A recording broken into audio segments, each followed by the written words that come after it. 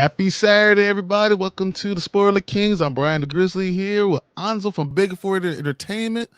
We're going to talk about Severance Episode 5, Trojan Horse. Dude, Anzo, how did you feel about this one, man? Episode was really good. I enjoyed it. The episodes keep getting better and better and better, and I'm excited to see where they're going with this because I liked it. No, I agree 100%. Sorry we're a little bit late. I was waiting on everyone else to show up, and I was like, hey, Anzo came in, popped in. I was like, hey, let's just go. We'll go talk because we enjoyed this show. It's just been so fun. I've been really enjoying it, and to a point where I actually sat down and I said, I'm going to put these slides together because I want to be able to discuss it, and enjoy this stuff. Absolutely, and I can't wait to discuss some of the stuff in this episode because it was really good.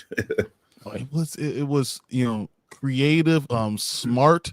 Everything I really enjoy about this show was like available for you in this episode.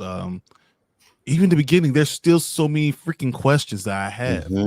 The beginning of the whole thing was like, I still don't know who this guy is. We never saw a clear picture of him. It was really interesting, and even as you go through the screen, the scenes, he's always being blocked. It felt like I was watching Home Improvement because everything he was doing was like being blocked by his face, so you couldn't see who he is. Absolutely. And they definitely did that on purpose. He's going to be something important. And the fact that he's going down the hallway that, we see in the picture, yeah, I can't wait. And then like he was whistling this thing that sounded like almost like something from Pirates of the Caribbean, almost like it was like a pirate type of thing, and very uneasy feeling, very uneasy feeling. And I just enjoyed that beginning part. Yeah, me too. And then he's coming to these lockers. I was like, what the hell? And then we see them. I was like, whoa. Yeah, because remember that old lady, she knew about the door, right? So she already told Irving that, oh, how do you know about this door? So there's something that she knows that she never told that day. Either. Exactly. And that's what's like, whoa. So what is really going on? This whole beginning of the episode was left me with so many more questions than I thought I would have. I feel like they already showed us so much. So yeah, I was really feeling it. And I thought that they did a great job at the beginning of doing these, showing these things. Me too. And again, it's that's why I love like these mystery box shows because they give you stuff, but then they give you even more mysteries, right? Because is Irving severed? You know what I mean? I know we're gonna get into that, but who is he talking to? What is he doing? Exactly. Like, was he reintegrated? I should have said. Is he reintegrated? Exactly. Yeah. Does he remember stuff? Who is he working with for? If he's not working with Ragabi, or maybe he is talking to Ragabi. Maybe that is the other guy's cell phone. Maybe that's what's going on. I don't know. I can't tell you for sure who's doing what. I just know that it's a lot going on, and I'm enjoying everything I'm getting from it. Me too. 100%. It's done. The show is done well, and Ben Stiller, yeah, you get a lot of props for that, because Ben Stiller's like this comedy guy, goofy guy, and to be able to go and switch up genres and do a show like this, mystery box show, yeah, that's impressive. It's leaving me totally quit guessing. And I'm good at guessing. I have no idea what the hell's going on. So they open the locker and they pull out these, and I was like, okay, this looks like stuff like almost like a dental dentist. Yeah. Right? Yeah. Like they're trying to make dental impressions, trying to match the dental parts of a body.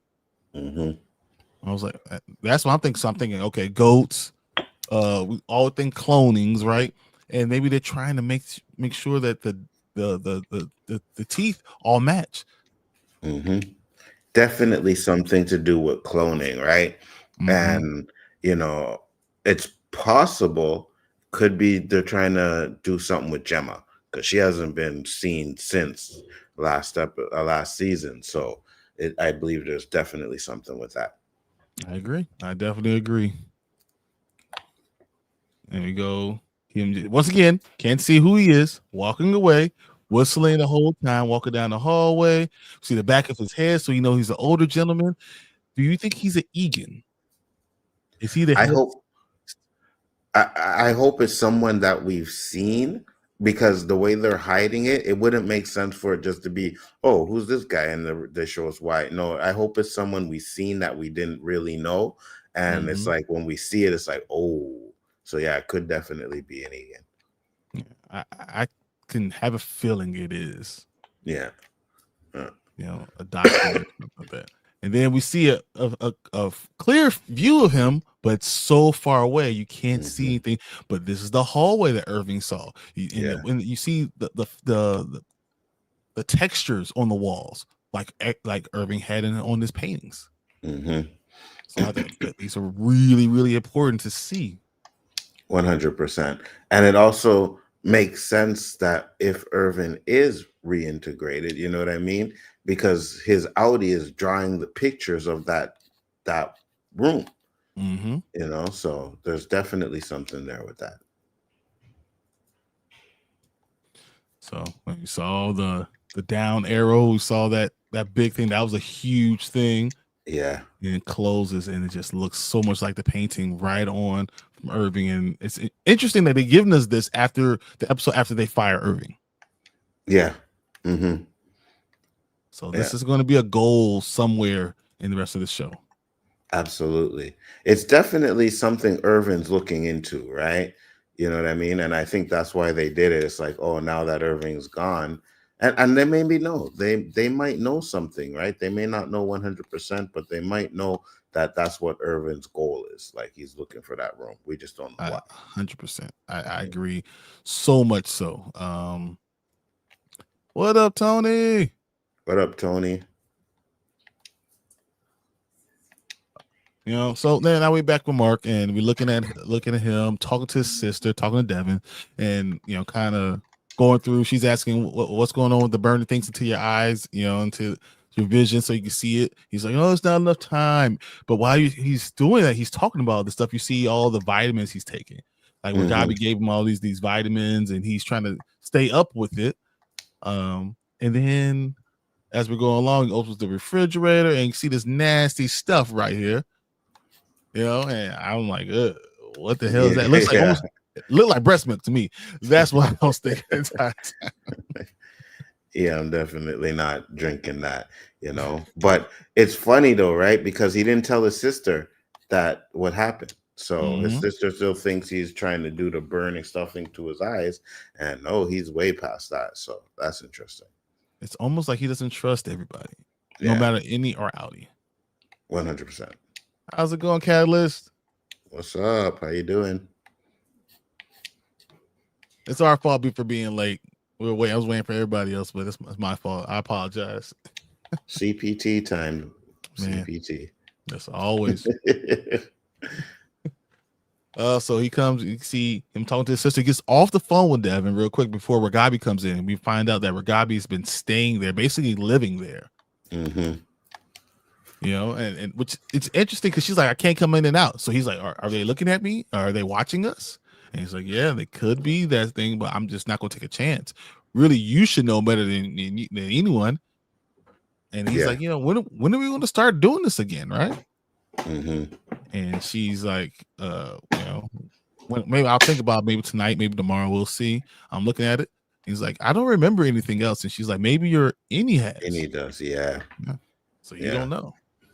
Which is interesting that she said that, right? Because I kind of got vibes that the Innie was feeling certain things in this episode. You know what I mean? Exactly. So yeah, I kind of got that vibe. We got Dr. Deb in the building. Hey guys, hey everybody. Appreciate you guys. Thank you, Dr. Deb, for being here. But Ragabi looked like she had clothes. She's talking about a washing machine. You got to fix the dryer. I'm like, man, you got a roommate now? You know? But I think she's being more hands-on because of what happened to the guy earlier in the in last season. So she's being a little bit more hands-on. Maybe she knows Mark is a key to something, you know? Like she knows way more than she's leading on to know. Not even telling him all the things she knows. Agreed. Yeah. I think that's probably the best bet. And it's probably the safest for Mark. Yeah, for sure. The less he knows, the better. You know what I mean? Mm-hmm. But she's in control. You're not doing anything till she says it's okay. And we jump here to Helena. They say, hey, you took the whole weekend to recover. And she's like, yeah, she almost got drowned. And she's like, yeah, I'm just glad I made it out. Did you tell my dad? They said, no, we decided against telling Mr. Egan about what happened. But we do need something. Yeah, which was very interesting to me that they actually didn't tell the dad. So I'm thinking the dad may not be as powerful, right? It's the committee that's more powerful than the dad. And it's like, yeah, he doesn't need to know that, because at this point, it seems like they're making the decisions, not the dad. I don't think they're making the decisions. Okay, you still think it's the dad? No, I think here is making the decision. Yeah. I mean, yeah. And they didn't realize who they work for. He might have the money right now, but Kier is still the one who has all the money, who has all the power, and who's really controlling these things. And if it's a religion, they're just going on the behalf of him. Because that's the only thing that makes sense for Natalie to be there, if the board is there to talk to somebody. Yeah, for sure. So she's probably speaking on behalf of the board. So he said, we talked as a board and we realized that, we have to give Mark S something for him to work for. And that means Helly R has to return. And she's like, what? Why can't I just go undercover? I don't want to do that again. I don't trust her. She tried to kill me. And he said that Irving tried to kill me. And so you want me to just go back into the lion's den? And there's like, yeah, we talked as a board and you're going to have to do that. And she's like, did my dad know about this? And he's like, he encourages it. Yeah. Well, that's what I was saying too, right? It's like, okay, so yeah, she's definitely, like you guys talked about her being forced to do it. Yeah, she's definitely being forced to be severed and go back into her to get the information. So she don't want to go back there, right? So it seems like her, like the family doesn't give a damn about Helena at all. Yeah, exactly. It's like she's just a pawn. That's it, right? Everything they're doing is for the mission, right? For the Cold Harbor, so it doesn't matter who you alienate or whatever. Hey, you are just a ends to a means. Like we're trying to get to this point. Whatever it takes. If we have to sacrifice you, we got to sacrifice you. That's all I care about. Yeah. So I agree, definitely. Then Drummond called him father too. That was very interesting. Yeah. Was he being snarky, or is he actually his father too? I agree. I thought that maybe he is also an Egan. Definitely a possibility. Yeah. They said, "Oh yeah, the doctor checked out. Your temper should return to normal. Your floor temper should return to normal soon. There should be a little bit of angst from the ordeal you had to go through, but whatever, you'll be all right. Yeah, you'll be fine." We got Jeeves in the building. What's up, everybody? I was early, now I'm late. It wasn't that you're late. It's the fact that we started late, so I apologize. We will be on time next time. I was waiting for everybody, and I didn't send Anzo until late, so me and Anzo would have been on time. Absolutely, 100%. It's everybody else. Do y'all think Drummond is a sibling, or does everyone call father? I think he's a sibling. Yeah, he's probably a sibling. I'm getting that vibe. You know what I mean? Plus, to be so high up in the company, yeah, it's possible, but yeah, definitely a sibling. To have the power and have that old Mormon, I don't know, whatever haircut, yeah, like a Puritan. I think he's a sibling, and the way he's talking to her, like even like when they were walking before, because at first I thought he was like a bodyguard, but that makes more sense. Me too. Like the older brother. Yeah. When I first seen him, I thought he was a bodyguard, but definitely feels sibling type of vibes now. Say, hey, Jeeves. Have a good evening. And yeah, Jeeves says sibling. Definitely felt that way, And like I have my sister works for me. So when you do those reviews, you can say certain things, and You know, she's not afraid, but she does realize she has to do what's being said, no matter what. And that's the feeling I got. You know. Yeah. So it's all good, bro. Yes, I was typing as you're saying that. Civilly as well. It feels that way, right? Yeah, it does. At first, when I saw this, I thought it was really interesting that Natalie was there. And then the more I got into the show, the more I saw the episode, the more I realized that it's mostly that, you know, because the board is listening in. She's going to talk to the board directly. Yeah. But she's up there though, right? She knows things, you know. She definitely knows things, but yeah, I found it very interesting with Milchek how things were going. Yeah. Especially with that conversation that she had with Milchek, right? Which I know we're going to get into in a little bit, but yes, yeah. Woo! You just felt that I had that conversation before. I've had that conversation with someone like you feel me, right? You feel me, and the other person on the other end is like wants to say something, but they bite like they're biting their tongue. Yeah. Right, I do want to say it. I do feel it, but yeah, I don't want to be the one in trouble. Say good evening, everyone. Glad I didn't miss y'all. Man, Nikisha, we weren't going to start. I was going to wait. I was just going to wait. Yeah, we were late because you weren't here. Exactly. I'm blaming Nikisha. Oh, why isn't my name agreed? I'm going to have to redo my membership. I didn't know I had here left, so I don't know. Yeah, appreciate you always, Nikisha. You're always one of the main reasons why we do it. Absolutely. Natalie was like, "Stop asking me shit." She asking these hard questions. Facts. She was like, "You know, I can't say nothing." She looks like she wanted to say something. She did. Yeah, she did. So we were definitely late. So you being late is right on time. That's all. But one thing I noticed, you know, especially with the black people, they always have that fake smile. Like Milchek has it, and she has that fake smile, you know. And at first, when he was asking her the question, she was like serious. But then when she decided not to answer, that fake smile came out again, and I was like, oh yeah, it's almost a painful smile. Yeah, very much. And you can say Helena does not like what's going on. She realized she has no say in the situation.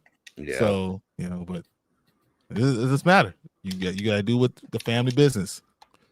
And they talked about Mark S as he pulls up into the parking lot, and we see Helena go down Helena go down the hallway, going to the elevator, and then we see Helly come out the elevator. And who's sitting there? Miss Wong is sitting there looking at her. Like, hi, how you doing? And she said the same thing everyone said. Who that for you? Exactly. That was funny. I was playing around, recorded my own Severance video, and I wanted to finish it so I wouldn't accidentally take anyone else's ideas. We believe it's your ideas anyway. Doesn't matter. Sure. That's the whole point of us being here, is to come up and have ideas together. And you do a video, or you're doing something, you just let me know, because I want to be there. 100%. Absolutely. Jeez. Okay, cool. I hope it's more about the Lexington letters. That'd be cool. I was reading that stuff, so that's what I want your video to be about. But that's just me. We're all going to be there. Absolutely. Sorry. That's all getting watery. But yeah, Miss Wong is in there like, what the hell? And did you see this painting? Yeah. I thought this was very interesting.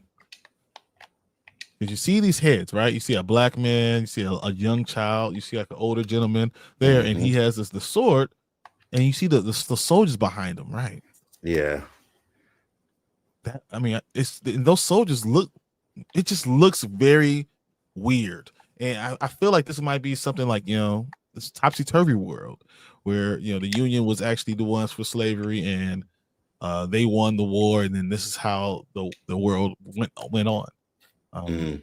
This is a very strange, because even if that's the case, right, this building looks more industrial, not like pre-Civil War. It looks industrial. So like the timing is totally off. It's just very strange. I don't know. I thought that was a really interesting painting to be right there as we open up the elevator. It probably means something, definitely, right? Because it looks like heads are being chopped off. It looks like there's Irving there. It looks like Mark, and so definitely a possibility. Yeah, a hint to something. He said, "Glad you watched the Lexington letter. Adds so much context. It really, really does. And the letter was interesting, and reading the letter is interesting. So if you guys haven't done it, please check it out. I'll send it to you, Anzo. Yeah."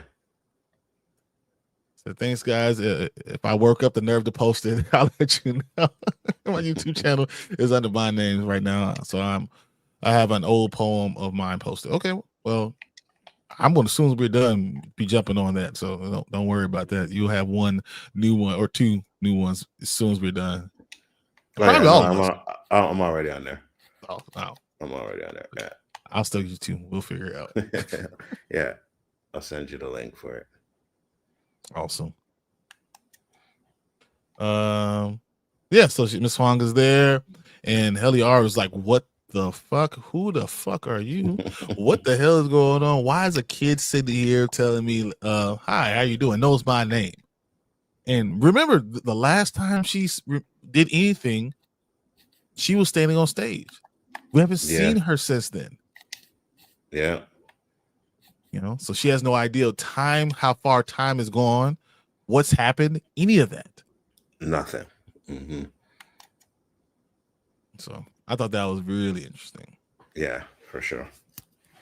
And then she kind of walked off the elevator like, what the fuck? And it's like, hey, follow me. Yeah, I think it's because, like, I'm back. You know what I mean? Like, I'm back here again. And like you said, like, it's probably, to her, it feels like she was gone for a day, but no telling how long she's gone in her mind, right? She don't know. So a minute. Yeah, a minute. Yeah. Hope you do, Keisha. I'm subbing 100%. So Helly went from the stage to almost drowning to there. Exactly. Mm-hmm. Literally, stage, drowning, here. Yeah. So wasn't it incredible how obvious it was that it was Helly in this episode? Yeah. Isn't that like talking about how Britt Lower is actually doing? Like, she is doing such a good job of distinguishing who is there. Yeah. Like, we didn't realize it, but we didn't realize we realized it, but now that you see it, you're like, yeah, that makes perfect sense. 100%. So do you think she remembers when Irving and Milchick turned off the Glasgow block from episode 4? She remembers being in the water. Mm-hmm. And the shock. Yeah. So, oh my gosh, Nikisha, you're so right. So yeah, Dr. Deb. Helly walks so recognizable. Yeah. Yeah, she does walk different. Yeah, she walks different. So it seemed to me that they have shut everyone completely off when Milchick said off. Well, they may have shut everyone completely off, huh? So everyone is coming from that water point to right here. There's an elevator. Possible. That's really interesting, Dr. Dave. Yeah, possible. Because they were supposed to be there for 2 days, right? Yep, the weekend. Yeah. Who knew it was a weekend? We didn't know that until we heard Mark talking about that. Yeah, exactly. So. All right, so they walk her back in, and everyone's like, "What the? Is it you? Or are you Helena? Are you Helly R?" And she was like, "What are you talking about?" And of course, Dylan's like, "Because you're a fucking Egan. That's what's going on. We know who you are. There's no more secret." She didn't even get an opportunity to tell anyone what she saw on the outside. No one's even asked her any of that stuff, and she just kind of got ambushed a little bit. Mm-hmm. I actually felt sad for her. Agreed. She's been doing the right thing. Last she remembers, she's done everything that she was supposed to. She would have told the truth, all those things, and they're all treating her like she's a criminal. Yeah. I mean, it is. I can understand them having a hard time trusting, because, to be honest with you, the only one that knew was Irving. You know what I mean? So, so I can understand why they're having a hard time trusting whether it's her or not now. Dr. Deb says, no one seems to know what happened with Irv out there. And Mark didn't know why he was wet, etc. Yeah. So I guess I fell in the lake or the river or something. Which makes sense to say that they didn't stay the full days because Mark was wet, right? So he wouldn't have been wet if they had actually stayed the whole weekend. So they probably ended the retreat after what happened with Irving. Off now. Then we're gonna bring you back to your house, and this is it. You're out. Yeah. So I'm so sorry, Mark S. Your innie fell into the water. Yeah. Did y'all notice that everyone was wearing Lumen Blue today? Interesting. Except for Dylan. He had his blue card, but he wasn't, and he's the one who's probably the most aggressive of everybody. Yeah. But even Dylan realized Milchick don't play that. You only get aggressive. You try to be aggressive, but you gotta watch out. For watch real. for the hook. For real. It's a good catch. That's Dr. Deb. Later, Devin and Rickon are also wearing blue. That I did notice. When they're sitting at the table, they're talking about his book. They're wearing Lumen Blue. Oh yeah. All right, so Mr. Milchick comes out of his office with his blue ready to go. And it's funny because you think that he would have a hard time trying to explain everything, and he really did. He just said, "Hey, everyone come into the office," and Helena goes running to the office, and the other two kind of walk in there, and they're all shouting things, right? And Milchick is still Seth is just cool as a cucumber, no problems, answering. It's called a glass cloud block. It's just what it is. Like no problems at all. We did this, and he came up with such a good story. I almost believed him. Yeah, for real. For real. But before that, you see all the screaming. Dylan is like, "Wait the fuck is Irving? I don't care. Where is he at? I don't care about nothing else." And Mark is like, "What is this? Who is this lady? Is she even here? Is she Helena? What is happening? Where is Irving?" Like everyone is screaming, and Helly is like, "What the hell happened? I'm on the outside. Why am I just here?" So trying to figure it all out. And you understood the confusion. And with all that angst in that room, Milchick kind of just diffused it really, really fast. Yeah, 100%. And he basically gave him a story about the first undercover boss. It was Kier. Kier was like, "Yeah, they used to come around, this is something they did, before. The Dutch would go through and see what the people really thought. And this is what Kier would go do and see how people really felt about him and stuff like that." And he just made it seem like, "Oh, this is just something they did." Irving didn't know this is what Manchin was planning, that Helena just wanted to see because she's the future leader of this company. We just wanted her to come see how you guys feel. She wanted to feel that way, and it was awesome that that we got that. But Milchick just seemed so in control. Yeah, 100%. At first, I thought the title Trojan Horse was about Helena, but now I think it's about Miss Huang, who might be the Trojan Horse. It sounds crazy, but she could take Milchick's job, like he took Helena's. But no, he took Harmony's. Miss Colbert. Yeah, he took Harmony's. Yeah.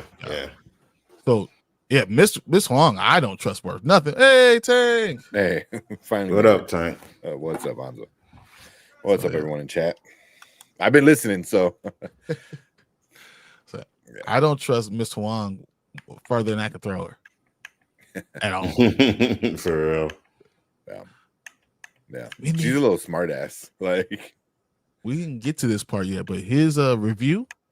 First of all, her bringing up his review, and then her telling on him, saying he uses too many big words.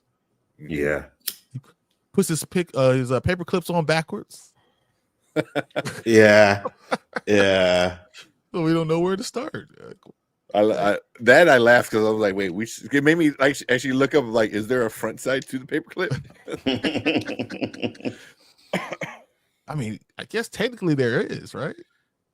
Is it the big one or little one? So the big one should be in the back to stabilize. That makes sense. The gaslighting is next level here. 100%. Yeah. I got you when you meant Harmony. I knew. But it is Jeeves. Amazes me. My brain just doesn't work the way that it at all. Size doesn't matter. Funny. Also, with Trojan Horse, by the end of this episode, I'm wondering if Melchek is the Trojan Horse. You know what I mean? Like, is it a long con kind of, foreshadowing kind of thing? You know, like he's the insider guy that's gonna blow it all up. It could be. Yeah, it could be the book. Yeah, the book.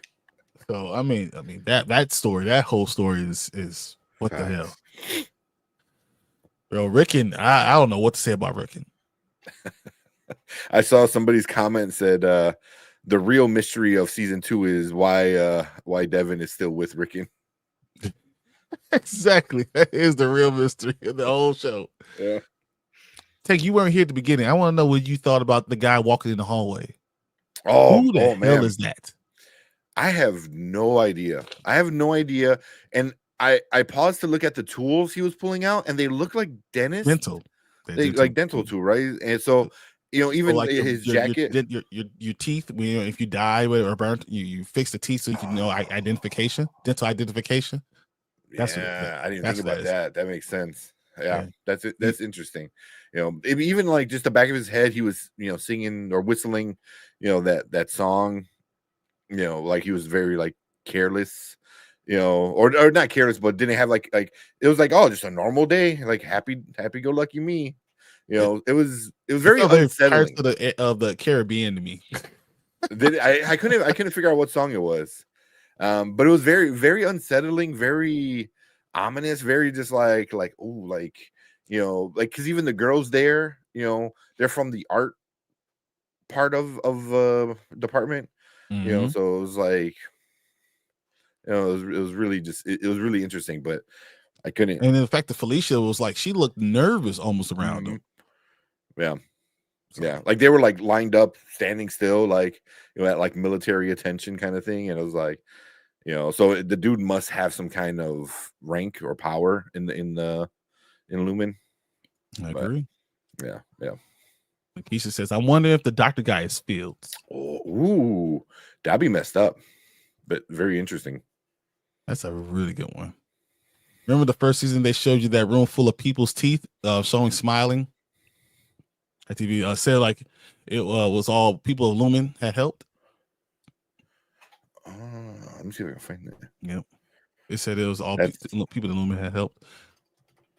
I always thought that it was I thought it was dental records. So you use dental records to determine who someone is. So if you're going to make a clone and you want to pretend like they're the real person, their dental imprint has to be the right thing.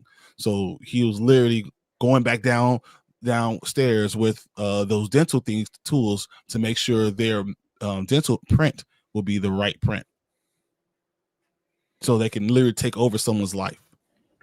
Interesting. Yeah. She was the Lumen Legacy of Joy is an exhibit in the perpetuity wing of the severed floor of Lumen Industries. It appears just once in the episode in perpetuity. It's legit just a wall of different teeth. Smiles. Yeah, all showing teeth. Interesting. She says, I'm starting to see Du Bois' idea of double consciousness being played out with Milchek and with the innies. 100%. W.E.B. Du Bois, yes. And it's the duality, right? It's the duality that a lot of people have had to deal with. You have yourself that you are with everybody else and yourself on the outside. And then you start seeing these, like it's like guards. A guard sees a prisoner, and they have to act a certain way, but they realize they have more in common with the prisoner than they have the other people that they're working for. Or the duality, as when you're black and you're working in an all-white office and you feel that way too, and you have to work certain ways. Like it could be either one of those, but you can see Milchek starting to feel more like in common with the innies. Yeah.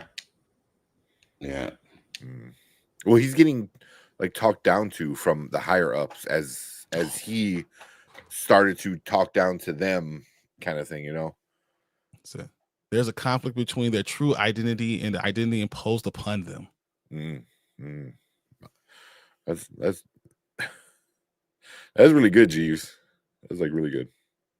So I thought it was altering dental records as well. Makes sense. Yeah. So the record of Edmund Fitzgerald's the old song. Ah, okay. So yes, Catalyst. Maybe that was the first instance of body snatching. Yeah. Whoa. That's great. Here, so real quick, that line. So Irv is showing Helly R around, and they look at the wall of teeth, and he said, "Look, each of these is a real smile from someone on the outside. Someone Lumen Industries has helped, and they rotate these through. The true number of smiles may well be in the millions." And then Helly responds, "So what are we, like a dental company?" It is interesting, but it's also like how he's what Irv tells her. You know, it's like it's somebody, it's people that they helped. You know, and it could be into the millions of the people that Lumen helped. You know, quote unquote. Pull this thing out. I went to the bookstore and I was looking for stuff. These books. Like for what I was thinking about when we talk about Milkshake, it's like this book is like it says Between the World and Me. Just read Ta-Nehisi Coates. You just read it, and it's a very, very good book. But it talks about that duality, the idea of who I am and stuff like that. It's really, really good. So yeah, just saying that's something that I think about all the time. And when you see it with Milkshake, you see him having to deal with that from both sides. It's so common yet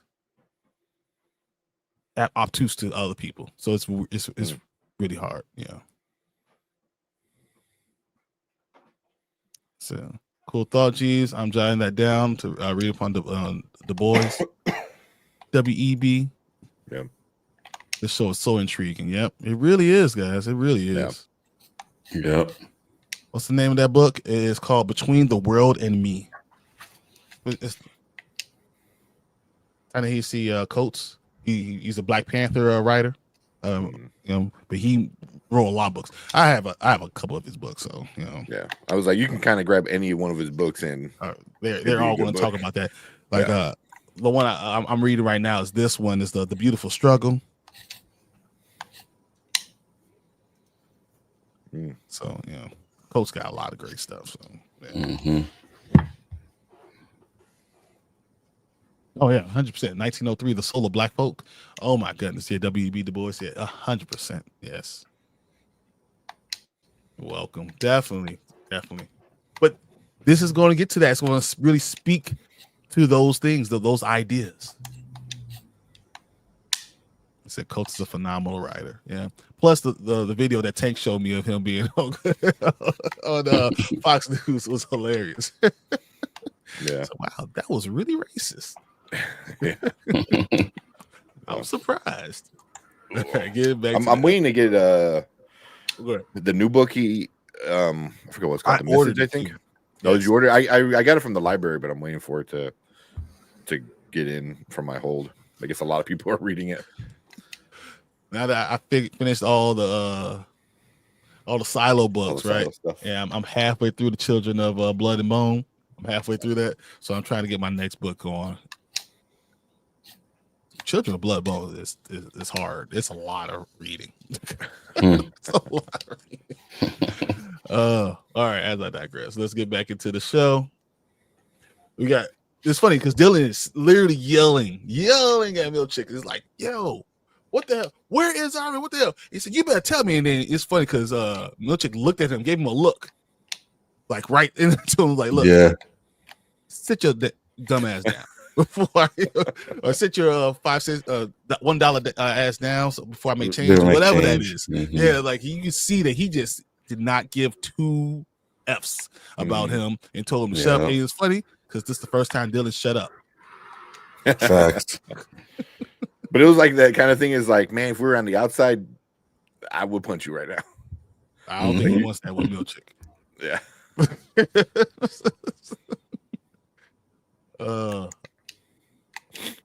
He told everyone, calm down, go back to work, basically.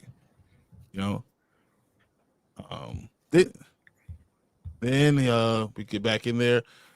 Milchek says, okay, well, I'll be over there to take him into the office. You see the three little cubicles. So going from a cubicle to a tripod thing. I thought that was crazy. And everyone was like, what the hell is this? I ain't sitting here. I'm not doing this. This is stupid.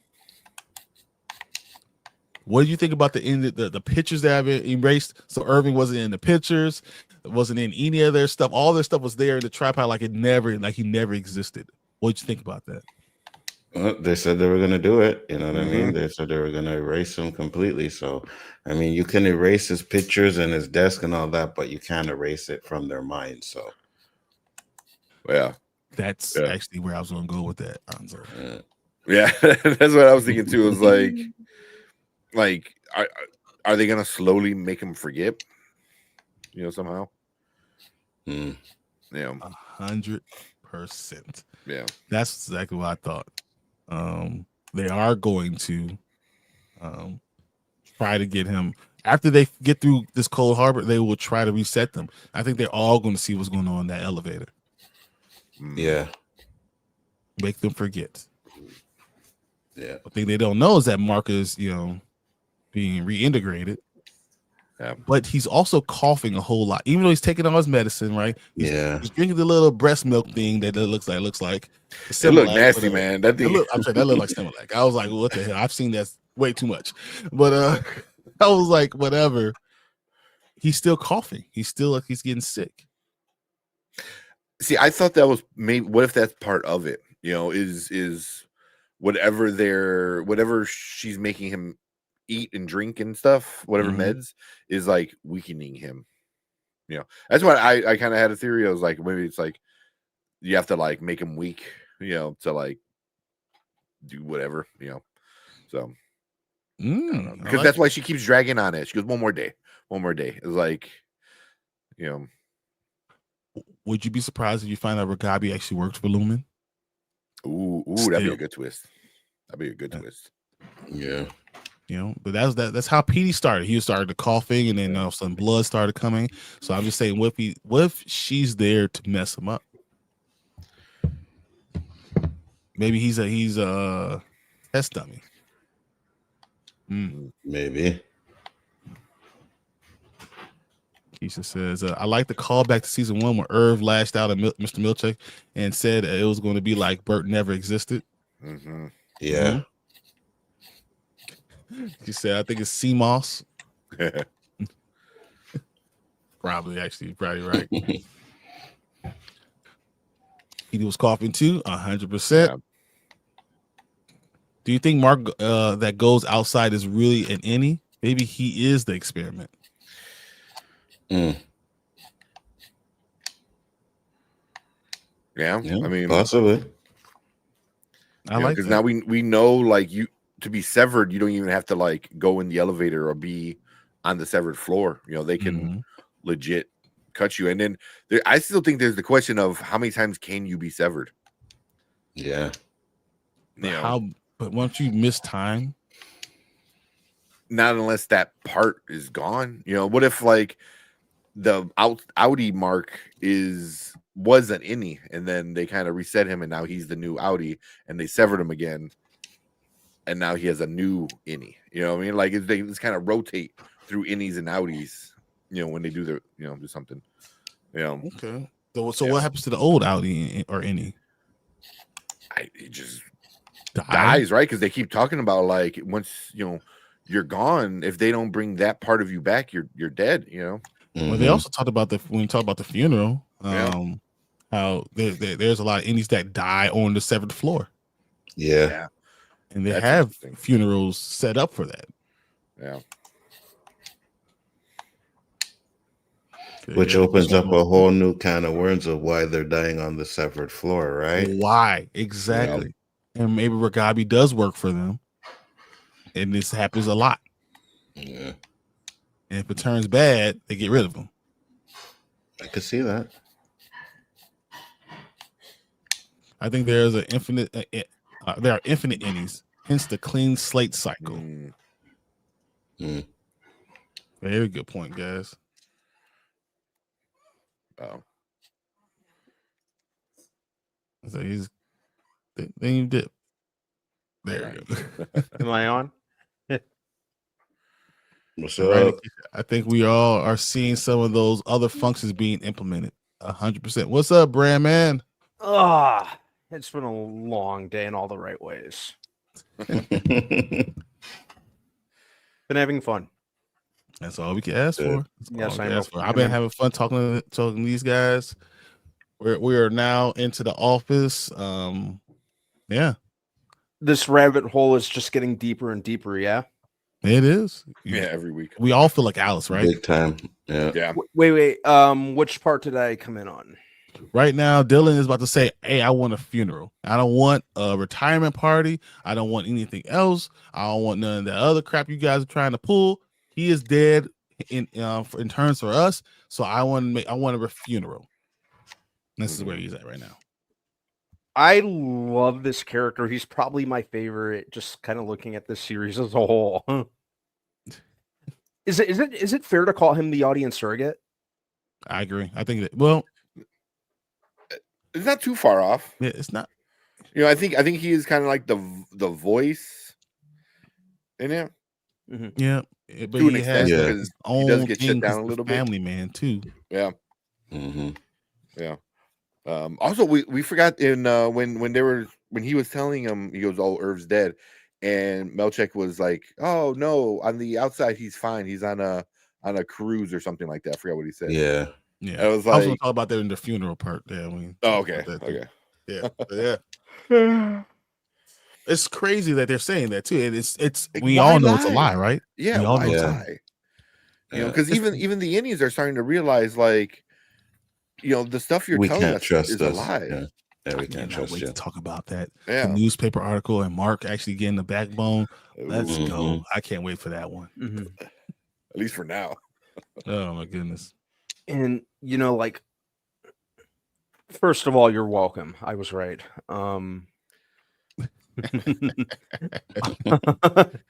Even though I kind of feel like it was obvious from the get-go, but the realization, when the realization hit, it was pretty much kind of what I expected, like reaction wise. Especially for Mark, I kind of like react. I kind of expected like a kind of obviously like a startled but kind of subtle response from him. Mm-hmm. Mm-hmm. I think that's going to be interesting what we can get from Mark and understanding that Mark's going to feel these ways. And he is going to have complex feelings because he fell in love with Helena. Yep. Yeah. Now, he started to fall in love with Helly, right? Mm-hmm. But he never knew there's a difference. So now there's going to be a real conflict. And then does he tell Helly that he had sex with Helena? You know, I'm sure we're gonna get to that when Milchek brings it up. I'm pretty sure Yeah. in sooner or later, you know, She's gonna find out. I don't know who's Yeah. gonna tell her, you know, but she's who gonna else find knows? out. Only person can tell her is Milchek and Mark. mm-hmm. And Helena. Yes, because we'll get to that scene too. That's a very interesting scene too. So Randy Keisha, I think we're starting to see some of those functions. Yeah. The gang. And everyone says the whole gang is here. We finally got here, guys. Like an hour. So yes, dying must happen frequently. When they made their bereavement kit for Earth, they showed that they already have mugs for the other people prepped for the death. Yeah. They just print it out. They hit print for that one. Yeah. And that, yes, Nikisha, even Helly is expendable having a mug as well. Yeah. Mm-hmm. And also the mug popped up in the intro. So I'm like, I gotta rewatch this intro because if I feel like they're telling us a lot every single time. Telling us a lot in that intro. Yeah. So the baby bump will twin it. Because that's what really mess her up. That she's gonna find out that Mark has sex with Helena, and then she's gonna come to work pregnant. That's happening. There's no way that doesn't happen. Yeah. You don't even know what a condom is. Even worse, Mark, I feel was violated by Helena. Yes, you guys talked about that, but the problem is now Helly is both violated by both Helena and Mark because they were feeling like they were falling in love with each other, and it's almost like having a twin sister, and then someone you sleeps with your husband or something like that. He doesn't know, but you've been violated now by both people. Yeah. Yeah. So how do you continue the relationship? How do you have any type of relationship with them? Yeah. I mean, the show keeps bringing up different moral dilemmas, like with this simple concept of like innies and outies, and now it's just like, like what's considered, autonomy violation, what's considered like rape, and stuff like that. So it's like, I did not expect to get this deep into like morality of the show. So said I agree, Dr. Deb. Mark was violated. I feel bad for him. Helly R too. Only Helena had a choice, and maybe she didn't have a choice. Boyd might have made her do it too. And then she says, Dr. Deb, he was violated by her because she knew what he thought she was. She knew he thought she was a Helly. Yes, exactly. Maybe that'll bring them back together. Actually, Mark and Helly violated by Helena. I don't think so. Yeah, I don't think that it's gonna bring them together. That's hard. Yeah. You have to ask yourself, if you had a twin and something happened with your twin and your significant other, how would you react? You should have known me, and because we haven't gotten there yet, but Helly kept on saying you couldn't tell the difference. Yeah. You couldn't tell. I know you guys brought it up earlier, but like we knew the difference right away. She was walking different, Yep. So, yeah. But you couldn't tell anyone. You couldn't tell by my confidence. You couldn't say, but the fact that we've had conversations that she had no idea about, you couldn't tell. Yeah. Yeah, I said that was going to be an issue. Class. Yeah. I said that was going to be an issue. When she finds out, she's going to feel upset that Mark, out of everybody, didn't know that it wasn't her. I thought we had a connection. How did you not know? Yeah. Man, I'm telling you, she's gonna be pregnant, and that's happening. We see it. But then it's hard for Mark to be like, oh, like I didn't know because no one knew. But it's like Irv figured it out. How did he figure it out? So it's kind of like if one person was able to figure it out, then that means you weren't paying attention, for whatever reason. Absolutely. So I know we're gonna get back to this, but here's the issue. At the end of this episode, right? Or not the end, towards the end of this episode, Mark is walking out after his conflict with Milchick and all that stuff. And Helena is staring at him. He has feelings for Mark. Yeah, 100%. Maybe it wasn't, and maybe it's not that it wasn't fake for her. Yeah, 100%. Maybe it was real. Maybe her feelings in her mind were real. But then she's also done it under false pretenses because he thought that she was someone else. Yeah, but it's also it's any Mark. Like she can't just go to his house, you know what I mean? Like and talk it out, So it's very complicated. It's really complicated. Yeah, family reunions will be awkward. At the end of the day, Mark is a man. Hey. But it's different. I said, but it's different. At least with twins, you could pull up and kick her ass. This is literally a split person. Yeah. It's a mess. Yeah. It does kind of. Yeah.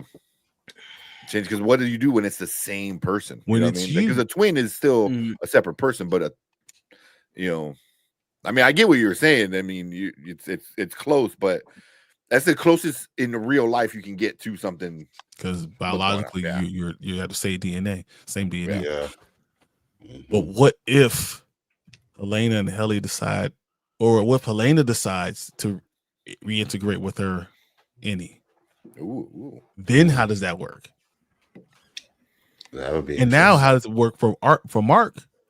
Because he's going to be integrated. Yeah. And he's already married. God. And once he finds out and remembers what happened with the Annie, ooh, I didn't even think about that. I forgot about that. Yeah. But so what, does he now go after his wife anymore? Yeah. Is Miss Casey still the person he's going for? You know? Yeah. You know what I'm saying? Like that. That's it's a real complex. Yeah, but that's what we saw in the opening, right? Flickering between Helly, Helena, and Miss Casey. Yeah. I'm just saying, it's a lot. Yeah. Say, hey, Helly said nothing, not nothing, everything here is a lie. Yeah, this is real. I think that's going to come back around too. Not everything here is a lie. That's what she said. Yeah, she said not everything here is a lie. Yeah, 100% she did. It's a good point. I agree. It's so intense. It really is, guys. It is. Audi Mark's going to end up paying child support for a baby he didn't make. Exactly. Right. Well, right. No. He won't have to pay Giuseppe. She's rich as hell. Yeah, it's true. She's rich as hell. He's going to fight for custody and ask for child support. Just the Annie, though. Just Annie. Annie's the only one getting the child support. All right, so you guys for the funeral. Milchek thinks about it, and it's weird that he would even say yes, because that's against protocol again. You know, and of course Mark's like, okay, we could do it, but as long as we get it done quickly. You know, I want to get back to work. And it's funny, as Milchek is leaving, Dylan's like, oh, thank you, Mr. Milchek, and he said, not you, and holds the wall up and puts it up over Mark, because Mark is being a complete asshole. Yeah, he is. Yep. And I understand the why, but yeah, but there's no excuse for it though. I think because they all still dealing with stuff too. Yeah, I didn't think there was an excuse for her to treat her like that. You know what I mean? Like it wasn't her fault. You know, it was not her fault. Yeah, for him falling for it and not knowing the difference. Yeah, but I mean, like I said, it's not an excuse, but he's just learning this and dealing with it. Like he just found it out, then he got turned off, right? Then he just got woken up and he's back at work and Irv's gone, and you're just like, so I mean, it's a lot for him to figure out, and it's not like you can just go to somebody and talk, like, hey, I'm gonna figure this one out. The person he could talk to is Miss Casey. She's gone. I mean, technically that'd be a problem because it's his wife. That'd be really, hey, listen. It's funny because I just so, and I think we're gonna get to more of it with Irving, right? Because I was saying he might have been reintegrated, which would kind of explain why he called her out, because Mark and the rest of them wouldn't know that there's no such thing as a night gardener.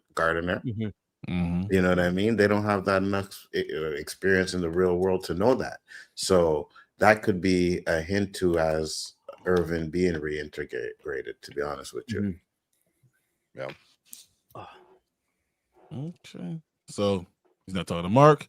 Mr. Milchek says Miss Wong, get the bereavement kit ready and meet me in my office. And he walks off.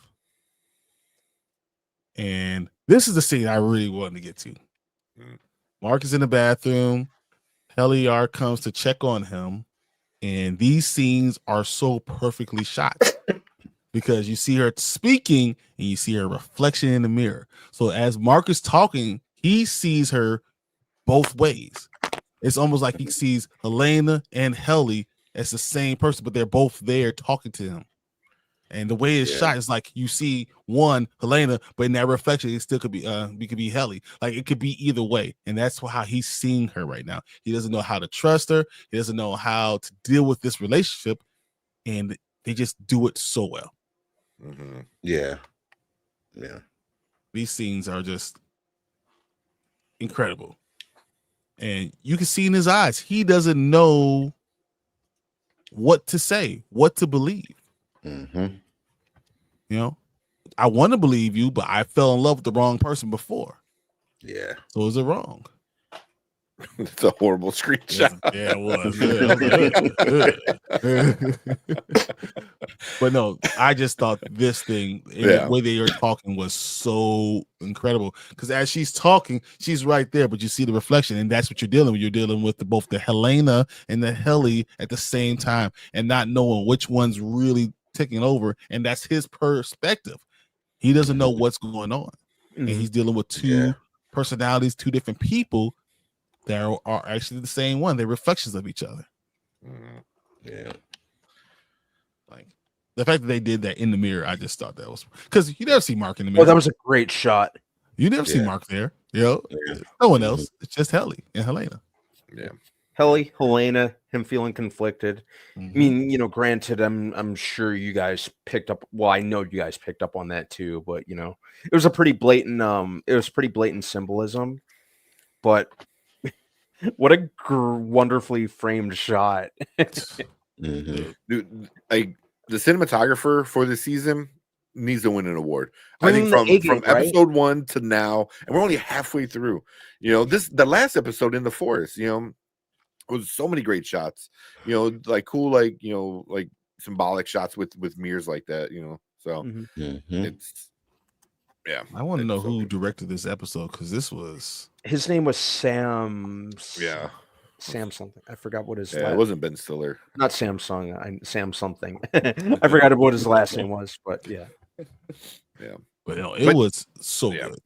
Even like her being straightforward, and then him telling her things that like he did with her, but not with Helly. You know what I mean? It was like, we went and explored. We did this, and she's just like. I didn't do any of that stuff. And he's like, they know about everything because Helena told them. Yeah. I'm not Helena. Yeah. And I didn't even think about that when he brought that up, that like all the plans are fucked because she knows all of them. She told everybody everything. Yeah. The mapping of anything. But did she? Yeah. We didn't see her tell anybody. Yeah. That's a good point. Because she has feelings for Mark. But yes, I thought the mugs, you see all three of them already ready to go. It's just waiting for the mug and then pops out, ready to go. Which one you gonna grab? They're ready for them to die. That's messed up. Did Sam Donovan meet, maybe? Was that it, Brandman? Can you look Might up have been. Okay, yeah, let me look it up. Hang on. Because I definitely know his first name was Sam. Sam Donovan. So while you look that up, I'm gonna say we got Miss Wang. It was Samuel Donovan. Yes. Yes. See? Good job, Dr. Deb. Miss Wang says. Thank you. Thank you. I always love you. She says, "Can I ask you a question?" And it's like, okay, ask me a question. He said, "You shouldn't be letting them have a funeral." Like, that's not a fucking question. That's awesome. I thought that was a great response from Milchick. Like, that's not a question. What the hell are you talking about? It was unsolicited comment, and I didn't ask you any of that stuff. Thank you, Deb, for pointing it out. That's such a commentary on jobs. They don't care about employees. Everyone's replaceable. Yeah. Oh, yeah. Absolutely. Except for Mark, apparently. At least for now. Until we finish Cold Harbor. Man. She was though, wasn't she? So he says, "I don't really care. You're unsolicited advice." He said, "That wasn't a question." And then she says, "Isn't your review this week? Review, yeah, your reviews today, right?" But then she goes, "That is a question. That's a question, right?"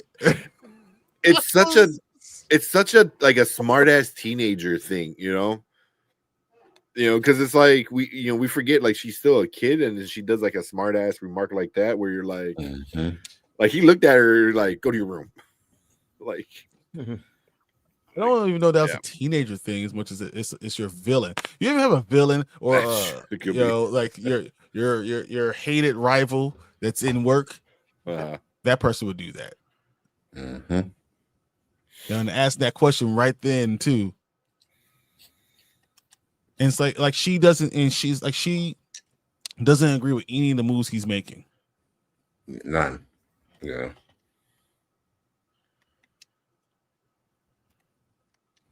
It's a smart-ass team, but with authority, that's frightening. 100%, that's scary. Yeah. Miss Wang is cold as hell. I gotta love it. Like she says, a child needs to stay in a child's place. 100%. Let's go. That's what I'm talking about. So you need to be at least this old to be able to talk to me. And like literally, that look is a dad look. I don't know if you guys ever seen. Facts. So you sit down, get knocked down. This little cartoon of Irv was unsettling. Yeah, it was really creepy. Like moving around, and she's like, "Hey, bye guys, I'm no longer here." Then I have all these Irv coffee cups and then the pineapple head. Yep. Yeah. Oh, and then seeing how much that conversation really affected both Mark and Helly. Yeah, like the subtle acting, even without like lines, just the expressions between Adam Scott and Helly's Britt Lore. Like that's like elite class acting. You know, it was so good. Just the silent exchange, you know. Was confused, terrific. Confused, hurt, angry, you know, perplexed. And I really like that about this show because, you know, I feel like those emotions show up the some of the narrative tone of the show as a whole. You know, it just throws you all in the emotional pool, which I really enjoy about it. It's probably my favorite thing about the show. What's really interesting because these indies don't have complex feelings usually, right? Usually it's happy, sad, very simple emotions. But this has created so many complex emotions. How's that going to affect them going forward? Exactly. And we're asking ourselves, how's this going to, you know, excellent question, Brian. You know, I find myself asking myself the same thing. How's that going to impact them going forward? Furthermore, how's that going to affect us as the viewers going forward? Facts. How's it going to affect the Severance? How's that going to the Severance part? Right. If both sides are having the same complex feelings, does it bring it closer together? Yeah. The emotional factor is the biggest conflict of this entire show, as them the characters and us the viewers, and I love it for that. Yep. So wow, good call on Mark and Helly. That is so well reflected here. Yeah. And just broken. They almost seem like a shell of themselves. Yeah. I mean, they're both trying to figure out what's going on. You know, Mark's trying to figure out like what happened to him, you know, like what should he do about it? And then Helly's trying to figure out like what did Helena do? You know what I mean? You know, so they're because they're both sitting there like, oh fuck, like don't know what to do with the information or the lack of information. You know what I mean? Meanwhile, like Dylan is like trying to grieve for a friend. Yeah, you know, upset. He's grieving, but also feels guilty about what his place in it. Yeah. Here's a funny thing for Mark, though. Yeah, remember he basically told Helena, "I love you, and it doesn't matter who you are. I love you." None of that gonna come back. Yeah. Yes. So now, what does that matter? I mean, and does Helly agree with that, or does Helena agree with that? As he's reintegrated, does he recognize Helena? Do they have conversations outside? This is going to be such a big conversation. Yeah.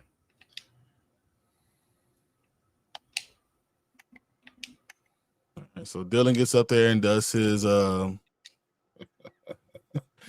eulogy. A very interesting eulogy. So I'm so glad you pointed out the shot. I missed it. Yeah. Their depression was apparent right there.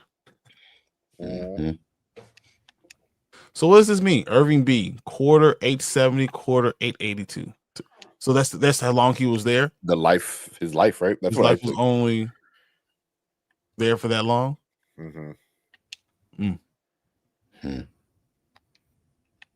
Also, is that the year? Like, because we don't know yet. You know what I mean? Like, did because I'm still kind of thinking alternate timeline, alternate universe kind of thing. Like, did somewhere restart the date kind of thing? You know, or I mean, most likely it's probably just like the life cycle of Lumen itself. Yeah, quarter. You have 4 quarters in a year. Yeah. Does that mean he was there for 12 years? 12 years. Oh no! Each quarter is being counted, right? Yeah. So quarter 870. 4 years. Yeah.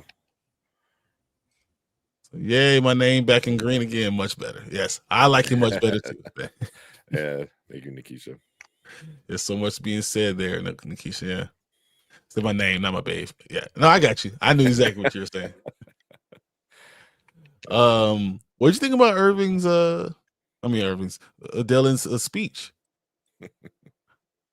It's like he's the most boring man, but also one of the most interesting people ever. You know, it was very Dylan. Yep, it was very Dylan. Random curse words kind of mushed together, but you still felt the heart. You know, it still had the heart. Didn't feel like very almost bland. So very office work at the beginning and kind of changed into something that was more sensual about the person himself. Very much like that relationship, because we saw in season 1 they had a very they're anti each other, right? They're tumultuous type of relationship at the beginning. You know, they argue with each other. They were like always at each other's heads, and then they became best friends.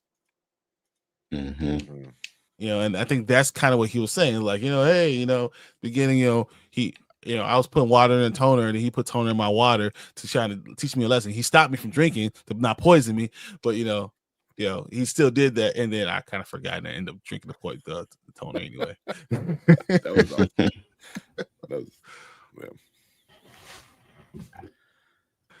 Dr. Dev says, I was confused by the number of quarters. Timing doesn't add up correctly to me.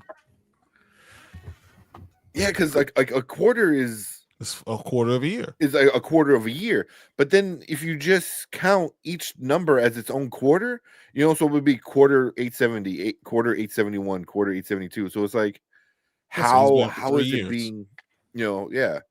You know, so 870, 70, 71, 72, 73, is that all just 1 year? You know, yeah. 71, 72, 73, the 74, 75, 76, 77, the 78, 79, 80, 81, then 82, he died. Yeah. So, yeah, it's an interesting way to. It's a very business way of looking at it.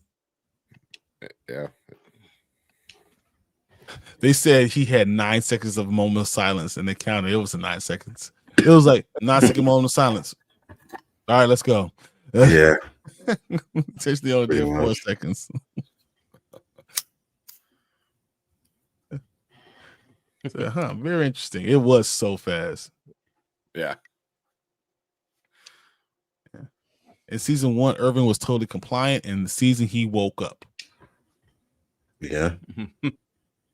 Or was he also reintegrated? As I think he was trying to bring. Yeah. Like where Gabi's talking about. And he had to play dumb when Milchek was talking to him. Mm-hmm. And even then, we was talking to Bert. Yeah. It seems like he knew more. He could have been reintegrated between seasons 1 and 2. You know what I mean? Something could have happened, and we'll get a flashback as to when it happened or whatever. So it could be, if you say that he was like more compliant with season 1, it would make sense that maybe something happened between that time. So. Yeah, I think you're 100% right. Because Petey could have. So Irving and Petey were there for a long time, right? Mm-hmm. So Petey could have said something to Irving. He could have gave him the map. He could have said all these things. Yeah, that's exactly what I was thinking. Was like we knew Petey, but like he couldn't be the only one, right? Because Petey in season 1, he said, "I'm your best friend." He never said, and said, "And you're real good friends." He never said we're both each other's best friend. Yeah. I'm your best friend. Good point. And you're my good friend. So Petey could have another best friend. His best friend could be Irving. Maybe he shared that stuff with Irving. Maybe they were going through that together, and Irving was just able to hide it better. Yeah.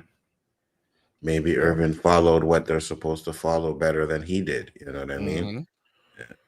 Maybe he paid attention to all the medicines and all that stuff. Mm-hmm. So if not reintegrated, maybe Irving has similar crossover from having been severed so long ago. Plus, his artistic mind maybe bleeding over. Could be. Because the whole different sides of the brain kind of thing, maybe that affects it. Because he's a military man, so he can be very one-sided with being, here's the rules, follow, and then the other side of the mind being very, artistic and free. Yeah. Mm-hmm. What's up, Delta Dan? What's up? What's up? So yeah, that sounds plausible. Everyone's like, "What's up, Delta Dan?" So Irving goes through his speech, his eulogy, and by the end, I kind of felt a little, just a little bit, not all the way, but a little bit, Mm-hmm. And Milchek says, "Well, this concludes today's thing. This is it." And he's leaving, but this is like the first time when you feel like, it's over, like he's dead, he's really gone. Yeah. I hope this kind of ends the whole thought of who he is. And we don't have to talk about Irving anymore. Mm-hmm. And then Miss Huang is ready to play pair Thurman, whatever the thing, and he's like, "Nope, just get out." And you look how broken Dylan is. And once again, you guys talked about before how Helly is more in tune with other people's feelings, right? And she's very caring. Mm-hmm. She'll never be that mean, right? Mm-hmm. And when you look at Mark, he's very much into himself. He is not thinking about anyone else. He's not thinking about Irving. He's still in himself, in his own feelings. Mm-hmm. And I think that really describes what they're going through right now. Mm-hmm. Yeah, Mark is definitely feeling guilty for sleeping with Helena. Yeah. Oh yeah. Oh yeah. Yeah. Absolutely guilty. Yeah. Mm-hmm. Adam Scott's kind of silent acting was one of my favorite things about this, because his expressions just say 1,000 words. You know, you can instantly kind of read you can instantly read, you know, guilt, conflict, anger, you know, betrayal, a lot. He does a lot in a very short time. Yep. That was the reason why today I wanted to do the screenshots, because there's so many screenshots that you see. Like, you can see emotion, you can see different things when you're looking at this. Like, even that poster, grin and bared it, you know, like with the teeth and everything, the way it all looks, you know, the idea of hang in there, right? Yeah, but it looks like more like he's in the elevator, like holding the doors open. That's what it looks like to me. You know, I just thought that all these very symbolic, all these scenes have been artistically just put together. Even the idea of, you know, if Irving in the Lumen, just all of it just makes sense. Very well done.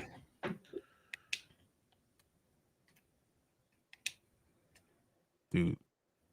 If that's not a great watermelon head. And if Milchek is just doing that for freehanding it, he's a real artist. He's the real artist. What he says is a South American something else, black melon. Oh yeah, that's right. Yeah, he got black hair. He got the black hair. Mm-hmm. I wonder if that's real or is that like AI or photoshopped or something? There has to be a black melon. It has to be. It just sounds too right.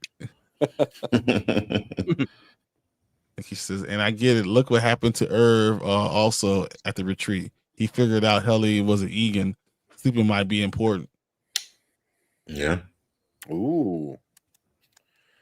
That's real interesting. Big. Mark has been in bed in both seasons, intros in pajamas. So is it your dreams that kind of help you talk to each other? Is it in your dreams that you talk, you know, that you're innie and outie could talk? Interesting. Yes, Nikisha, it seems sleep belongs to both of them together. Subconscious isn't severed. Exactly. So that's where you can go speak to each other, and that's where Ragavi's going to have to teach them. You know? Right, Nikisha? The innies weren't allowed to sleep. They weren't allowed to access their subconscious mind through dreaming. Maybe sleeping integrates them. That is interesting, because then, like, you can just go like, hey, I'm gonna go to the bathroom, and then just take a quick nap. And now you're in innie and outie both know about what's going on. Yeah, they can connect. That's a good theory. I like it. So Irv looked juicy. if you like watermelon. You know I do.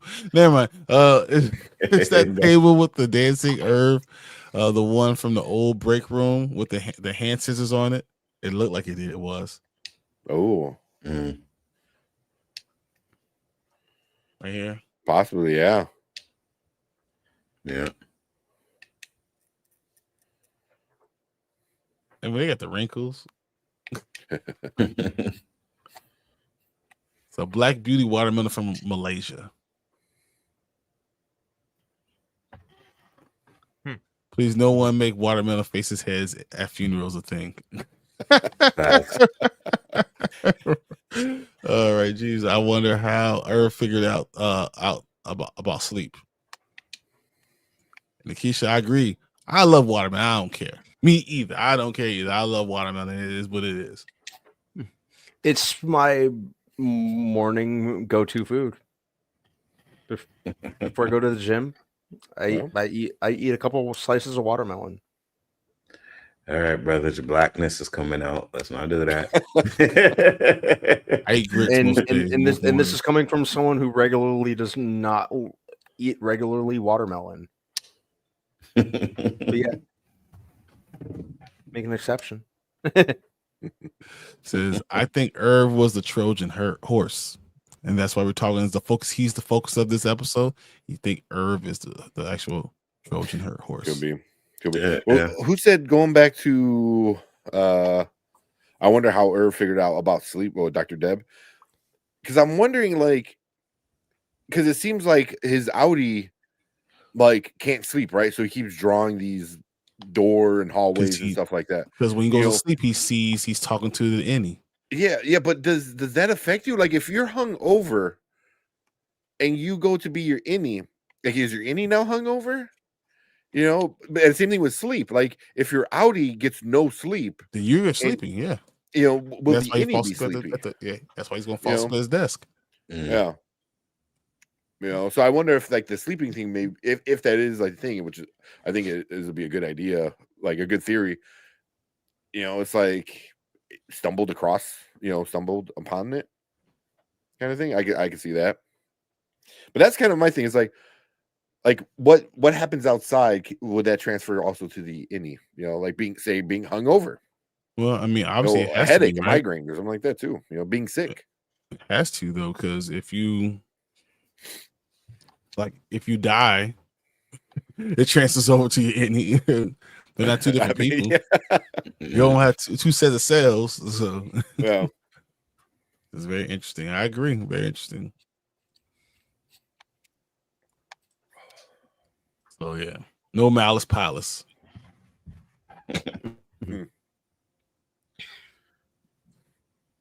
Isn't malice one of the 4 thingies? Yep, tempers. Tempers. Got Helly here, and then this is what I want to get to this point where, so when Dylan's eating a piece of watermelon, he's eating Irv's ear. Yeah. Mm-hmm. Do you think that's a point to that? Could be, especially with the fact that he said he didn't listen. You know what I mean? Exactly. Mm-hmm. And now he's alone. He was sitting there listening. Yeah. And remembering what he said. Yeah. Yeah. I mean, I love watermelon too, but I ain't gonna eat someone I know watermelon face at a funeral. Just eating the ear. Yeah. I don't eat it habitually. I eat it for health purposes. Dr. Deb says he is listening now. That's why. He's in the ear. Mm-hmm. I agree. That's exactly why I saw the ear. I thought I wanted to point that out. He's taking the ear because now he's taking that from him. He's actually listening to what's going on. Mm-hmm. Yeah. It's giving Yellow Jackets. That would be funny. If you watch that show. Yellow Jackets is a strange show. I watch Yellow Jackets for one reason, and that is Christina Ricci. It's not a bad reason. Childhood crush. So watch her read the phone book. So Dylan is obviously having more problems. He's still staying there. Mark leaves. He just walks out as they're dealing with it. Dylan's watching them walk as he walks out. Helly chases him down and says, "What the hell is wrong with you?" And he kind of explains to her his feelings, like all of the stuff that I've done, everything that you have no idea what we're talking about. But chasing it after looking for my Ali's wife, all the stuff, mapping out this place is all for nothing because you told them. Helena told her everything, and she's like, "I'm not Helena. None of that happened to me." Mm-hmm. And then she said, everyone's going through stuff. Can you imagine what I've gone through too? And he said, but that doesn't mean you have any excuse to being a dick. So stop being a dick to everybody. Someone else, we all lost people too. So I think that was probably the most truthful thing that he really needed to hear. To wake the freak up. Yeah. Absolutely. Yeah. It's almost like, hey man, you're not the only one that got screwed. Like, you got kind of got to suck it up a little bit. Facts. Yeah. Also, I looked up something really quick. The hang in there. It's really interesting. The hang in there poster that was in the break room there was Dylan pressing the 2 buttons on both sides of the wall. Oh, that's what that was. I thought that. Yeah, Okay. I wind up looking it up because I'm like, oh, and there's a few other posters that are really interesting. Like I'm a frolic-holic. Yeah, I saw the frolic because of the frolic-holic, the hang in there, the Malice Palace, the Malice one. So I'm like, I wonder if how many other ones are in there. But the hang in there I thought was really interesting. I was like, they literally took Dylan's situation and turned it into like a motivational poster. Huh. Interesting. So you're a new season of Keisha. I'm season 2, but I don't have Showtime anymore. Season 1 of Yellow. Then I had to renew my Showtime too. I'm going to wait a couple of weeks so I can binge a few episodes. That's exactly what you need to do right before the season comes out. Yeah. That's what I did here.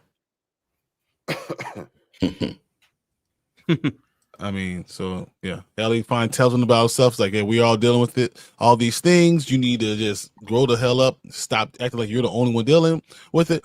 But it was weird because we're seeing it like this. Almost like we're spying on them. Yeah. You know, and this episode, you remember the beginning, it said we didn't see the face of the other guy who was walking to the elevator. They're people, they're still listening in on them. And maybe the Trojan Horse is that they gave you Helly R, right? But what they did is they turned on all the cameras. So the idea of a Trojan horse is really a Trojan horse. We give you one thing, but we're now taking information from somewhere else. You don't see. We give you sleight of hand. You see this, and you're focusing on this, so you don't see the people behind you turning on all the stuff. Yeah. So yeah, this shot is amazing. You know, the fuzziness is on the mark. Exactly. Exactly.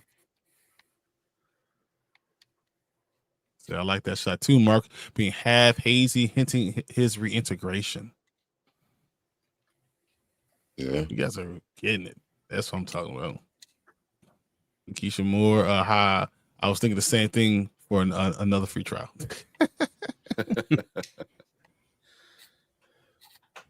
I thought this was really important because someone needed to tell him about himself, right? And yeah, he's lost himself a little bit. He doesn't know what's going on either. Mm-hmm. Yeah. So I thought that was a really good scene.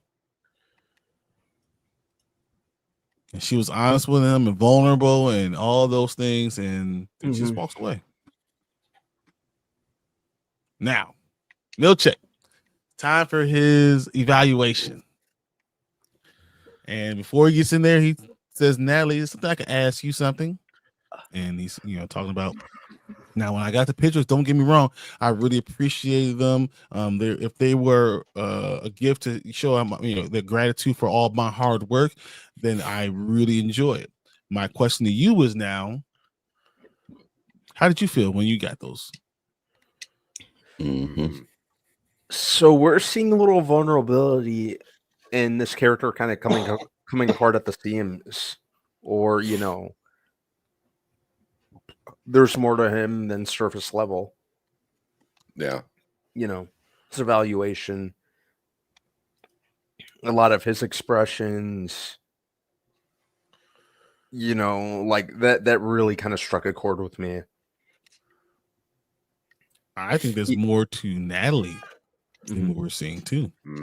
Yeah. And that's just the thing, right? There's more to everyone.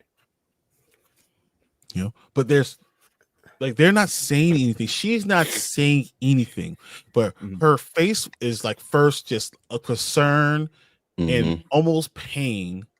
And then just like how Anzo talked about, the smile's it's a painful smile. Like just like you're trying to paint on a smile to get through the day. Yeah. It is really, it's like you ever have to deal with, something, either bigotry or racism or something like that in the office, but we're dealing with something high up and you can't do anything about it. So you try to smile and grit and smile and get through it.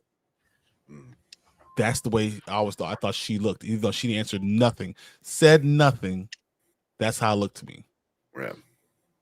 And almost like right there, like almost like crying, almost like she wanted to say something. Yeah. It's her eyes. This is the last time they, when she gave him the paintings, she kind of really spoke to him with her eyes, Mm-hmm. Mm-hmm. Like here, like she looks like the pain, like pain and sad. Like, why are you asking me that? Like, kind of thing, like. Even like her chin, I didn't even pay attention. Like her mouth, exactly. You see, it so like much. she's like about to cry almost, like upset about it. So there's parts, so much non-verbal communication going on, so much in their eyes. Yeah. So they should meet for coffee off site. Doesn't matter. They were there till nighttime, and Milton was still working at nighttime. Mm-hmm. Yeah, with his little motorcycle. Also, I think Natalie might have like the board in her head. You know what I mean? Like, like they can see and hear. Like she is the intercom kind of thing. You know what I mean? She knows what's going on, though. I think she knows that you can't say anything here. Yeah, yeah. So I saw a rumor that on Twitter that Milchek actor might replace Majors as Kang. Yeah, we talked about that on Monday, and I didn't see too much about it, like some Reddit posts and stuff like that. But I sure hope not, though. Yeah. I don't see him as King. Yeah, no. Me neither. No. Mr. Sinister. I'm writing that one, man. I'm gonna find the AI, make an AI of it, and make it look like. Yep. Oh yeah, I can see him as Mr. Sinister. That would be fire. Yep. Yeah, that double consciousness. That's what you have to have. That duality of self. And this is what this is saying on so many different levels. So you have the duality of self with these innies and outies, and then the duality of self for these people that are not like the people that are running the company. Mm-hmm. Mm-hmm. Yeah. I mean, we all have to have that, in some way, shape, or form. Socioeconomic, race wise, politically wise, you have to have that double consciousness. You have to have the duality of self. I can act this way in this situation and this way in a different situation. Crazy. Mm-hmm. The actor, but I can't see him as King. Yeah, 100%. He wanted to express his feelings, and she let him know she understood, but moved them along because she knows they're watching. Yeah. Me either, but I haven't seen him in anything else, so I could be a way off. I know. I don't think he's there. He's not Jonathan Majors. I think he's going to be in the new Mission Impossible movie. Oh yeah. I just want to see him as a villain always, or anti-hero. Let me get an anti-hero. Yeah. Nikisha says, I feel like the earpiece might be for show, and the board is in her chip. Yeah. Yep. I think they have different kinds of chips, not just for Severance. That's interesting. Yeah. You might be right. Tank makes me feel sad for Natalie, but I don't think think you very well may be right there, right on. It definitely could be, Nikisha.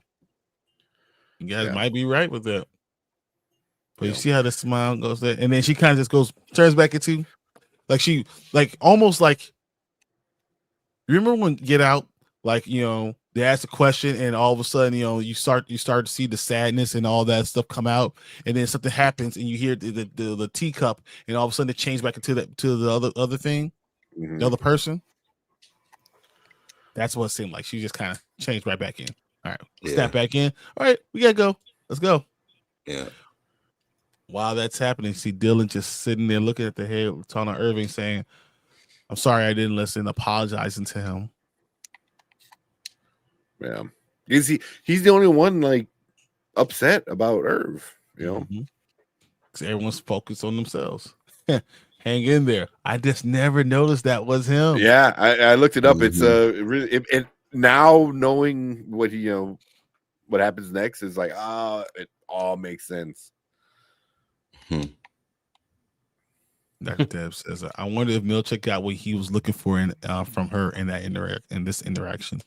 I think he wanted to hear it verbally because sometimes you just need to know that someone else sees what you're dealing with. Yeah, he didn't get anything. Yeah.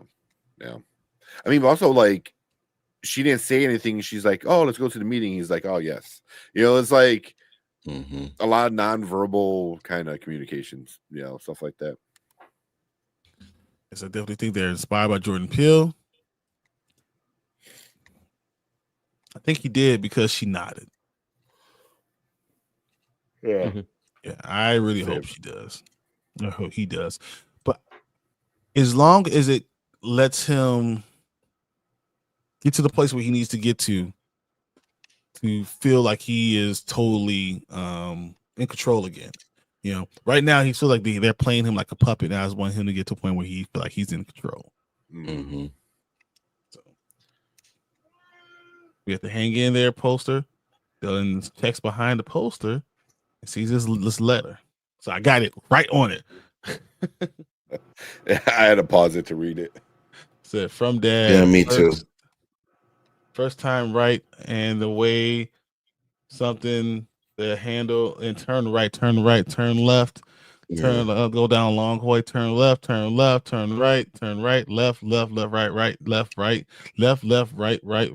left, down the long hallway, turn right, and then right turn right one more time, and the hallway all the way down a long hallway. So he gave him directions to get to that point. Yeah. And he, of course, Dylan sees the elevator, and he puts it back on the painting for later. Because right now he doesn't have anyone to tell. Because no one else seems to be concerned at all about Irving. Yeah. Done exactly. Up, down, left, right, A-B-A. A-B, A-B. Select start. Don't forget the select start. Select start, exactly. So damn, Felicia is the real MVP to hew those long ass directions. Oh man, no kidding. All right, so now we're back to his evaluation, and it's not going well. He's telling them like, hey, you first, you use too many big words. We have a couple of complaints from people that you say you use too many big words, because Miss Wang says that. She told on him, and then said, yeah, you put your paperclip the wrong way, obviously, because we don't know where to start. So I mean, those are terrible things. And then we'll get to the third thing.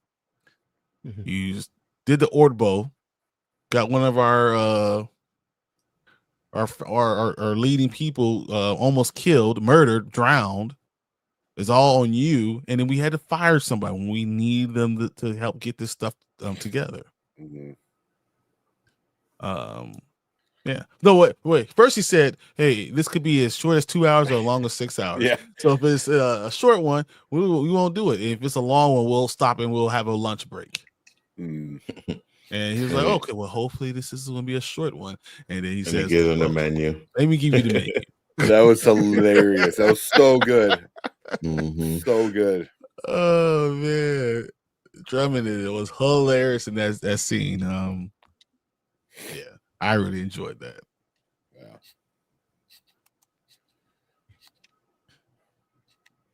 So if I was in the office, I'd have to tell Dylan to man up.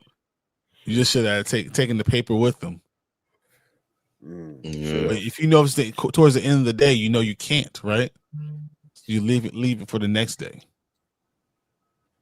Yeah, he can't take it. Dude with the beard needs to voice some MCU villains. Yeah, he had a voice. He had a really he had a very good voice.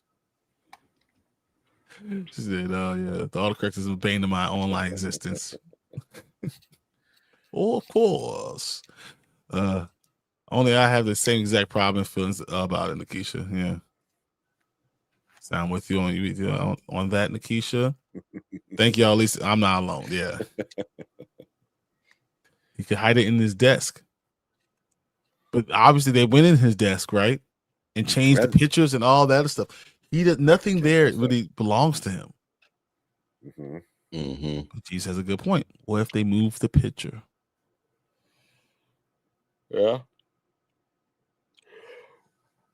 But I think out of all the possibilities, the best would be to keep it at the picture. Yeah, because it's hanging there. I think it's a new picture, so you think that they'll keep that up there. Yeah, because the first places they're going to look is like on his desk, in the MDR, stuff like that. I agree.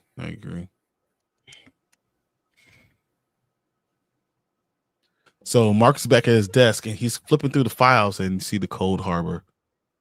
I think this is the first time I ever saw it through a digital Rolodex. Yeah.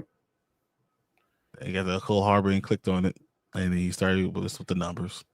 While he's going through getting to 85%, I'll check this. Looking at his performance review, it's time for your performance review.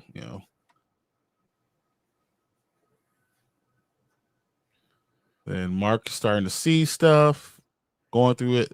Then he decides, I've had enough of a day. We saw we were 85%. I'm leaving. I'm getting out.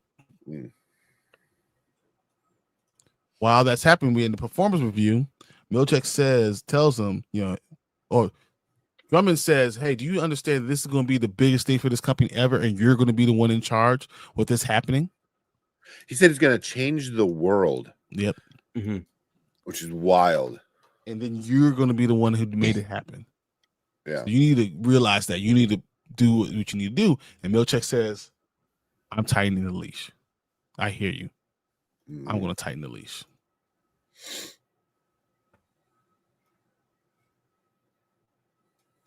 And before he leaves, Milchek puts his hand in and says, whoa, where you going, bro? And first he kind of gets into his face and says, hey, what's going on? Mark kind of challenges him. So Milchek gets even closer and says, hey, so did you tell Helly R that you slept with? That's not the words he said, but you slept with her in her alley. And it was to a point where, Mark, because Mark was getting real snarky with him. He was talking about, hey, you got any more bullshit going on to these newspapers, right? That you're gonna have Miss Wang, right for you, and you're gonna show it to us and say that these things are happening. Hey, thank you, Delta Dan. Oh yeah, appreciate the $1.99 super chat. Like that's perfect. And I actually wanted to get to your thing because you said off topic. But did y'all talk about Cat 4 or still saving it for Monday? Saw it last night.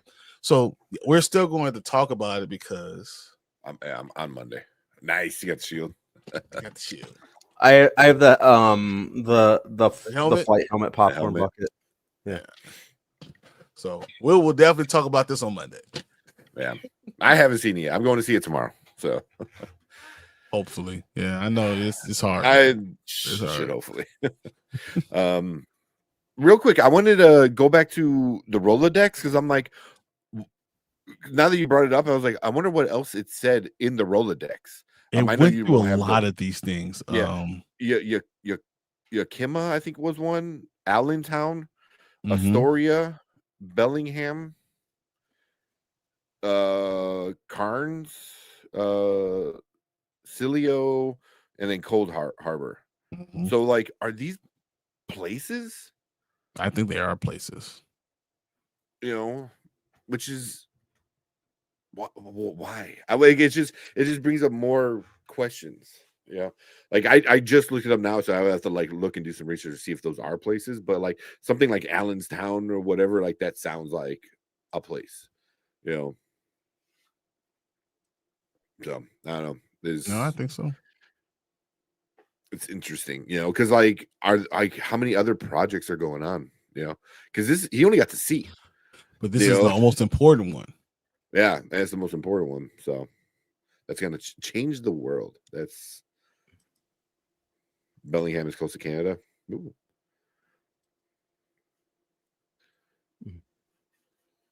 So got here. The He says, I was not prepared for Milchick in this scene. Yeah, Milchick went way the other way. I'm gonna come back to you, Dan, because I think that we'll go through this real quick. If they have so many files, why is Cold Harbor the most important? Yeah. He says Yakima and Bellingham are in Washington. There you go. Bellingham is close to Canada. And so Yakima is in eastern Washington. Yeah. So these are all locations, that sounds like, right? Yeah. Yeah. So I wonder what Cold Harbor. I gotta look up where Cold Harbor is at. Yeah. Yeah. Also, just when I was going through things, so Brian, you made the thumbnails, usually for the Severance shows. Last week, the thumbnail was Melchick, in the Irving. face of Irving, and then this week it's Melchick in the face of Mark. Mark. So it's like, like he's being more confrontational, especially this week. Ooh, man, he like filters off. Yeah, he's also telling the truth. So they're all places except for Osilio. It's heaven or sky in Spanish, and the Native American word for crater, where the meteor hit that wiped out the dinosaurs. Oh, all right. You know what that gets me? You get something for that right there. That one.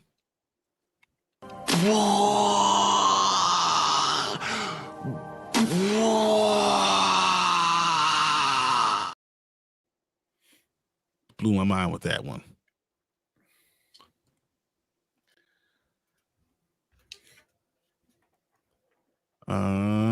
Right. So look how close he got. Yeah. Like, he got really in his face and says, did you tell Helena or Helly R about what's going on, and make her realize, make him realize that he does have to have that conversation, and that's going to really be screwing with him. Yeah.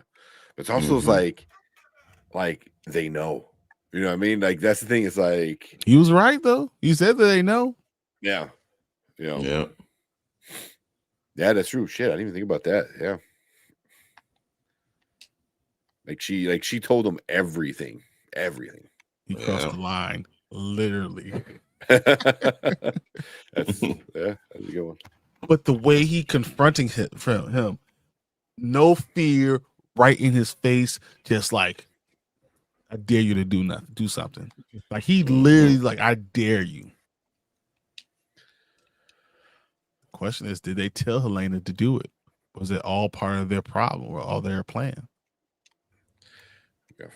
Yeah. I still think she's in love. She's falling in love with Mark. She's falling in love with the idea of falling in love. Yeah. Guaranteed. And the Trojan Horse is actually going to be Helena. Take down this company from the inside. Interesting. So maybe they did tell her. I just find it interesting. Like, he's the main one that they need, and he like goes after him. You know what I mean? Like, it's so assertive to Mark. Or the one thing could be true, could be both. But challenging Mark maybe will get him back into doing his work. Yeah. Maybe Milchick didn't realize he already was. He went from 81 to 85% in a day.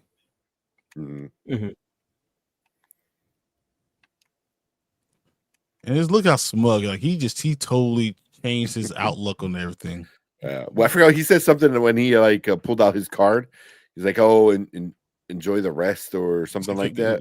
Enjoy the rest of your weekend or rest of your day or something like that. And just walked out. Yeah. Yeah. And look at that face. A face that he says, "Oh shit, I'm fucked." That's what it looks like. Oh man, that's terrible. Yeah, I'm kind of glad Mark is acting so off for him because it may help camouflage changes through reintegration. Very good point, Dr. Deb. I like Agree. that. If Mark is the actual experiment, he could have been told to seduce him to see if he's becoming human. I think he isn't the real Mark. Wow. He isn't the real Mark. I never thought about that. Interesting. Or maybe it's not the first one. Yeah. I wonder what is going to happen when he hits 100% with this show. It could be anything. I'm excited but nervous too. I remember last time I wasn't ready for the waddle party reveal. The waffle party. Waffle party reveal, yeah. Mark does kind of look like a young Kier without the beard. I mean, that was a theory we were saying is like he's somehow related to Kier as well. Yeah, that's gonna be real messed up if they told him to sleep with him and he and Elaine are cousins. I still don't like that. That's too much for me. Mm-hmm. You know, but his Audi is also sad.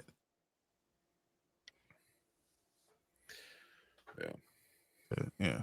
They do show mini Marks in the intro. Yeah. Mm-hmm. So it could be a lot of them. They show a little babies, a bunch of little babies in suits in the bed. Baby Kiers. Because they're gonna have a little boy named Kier. That's weird.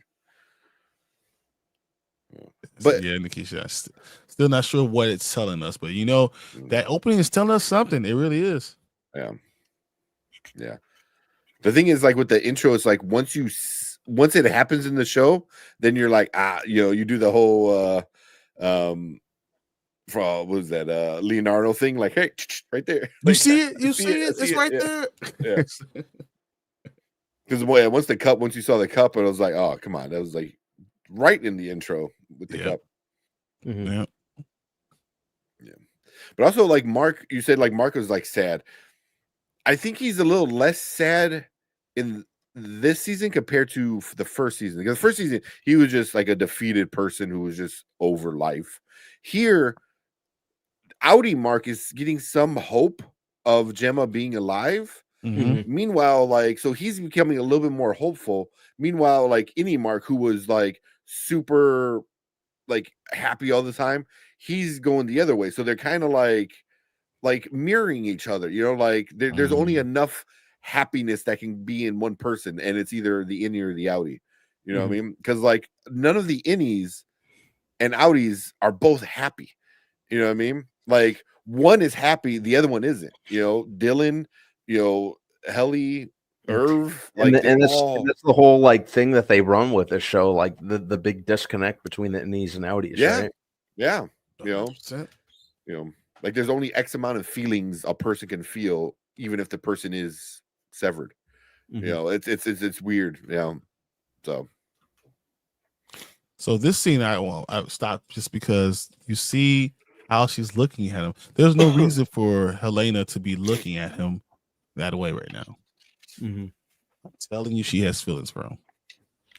It's guaranteed. Not just that. Guaranteed. Yeah. Keisha says Elena being a stalker right here. Yeah, he must put it down really good on her because she's stalking him right now. Whatever he did, you're very right. She has a tear for the memory. She's like, oh no, I want more of that.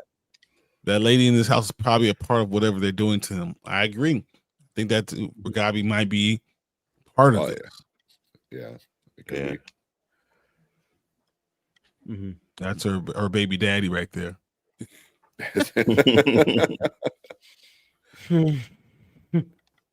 Mark's got to have something else going on. He would have been gone by now, besides being the main character. Yeah. Oh yeah. Give me 1 minute, guys. We'll be right back. Okay. Right. When we find out she's pregnant, it all makes sense, guys.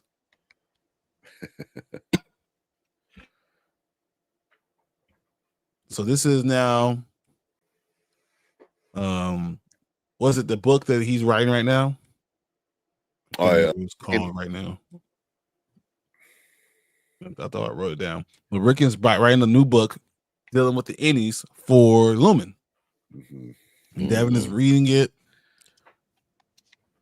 and it's very corporate working and sounding, and it sounds exactly the opposite of the book. It said find yourself and all the other stuff, and this is enjoy the clock. Let it go. Let it be, something that you love. The clock. Take each second as your point. Yeah. Totally different. And Devin's trying to say, what the hell, this is not what you're doing. This is exactly the opposite of your book. You let Lumen take your ideas. And he's like, well, Nat told me. And she's like, Nat, this motherfucker. And he starts saying, well, financially, we probably should listen to them. And that was it. Devin turned them off, and she's done. Yep. Yeah. If Mark really had anything to do with Helly R, would be able to tell. If really did anything, Helly R would be able to tell she had sex. She walking around like nothing happened. If she would have woken up in a wheelchair, it would have been better. Is that what you're trying to say? Is Mark Keir's brother's clone? Wow.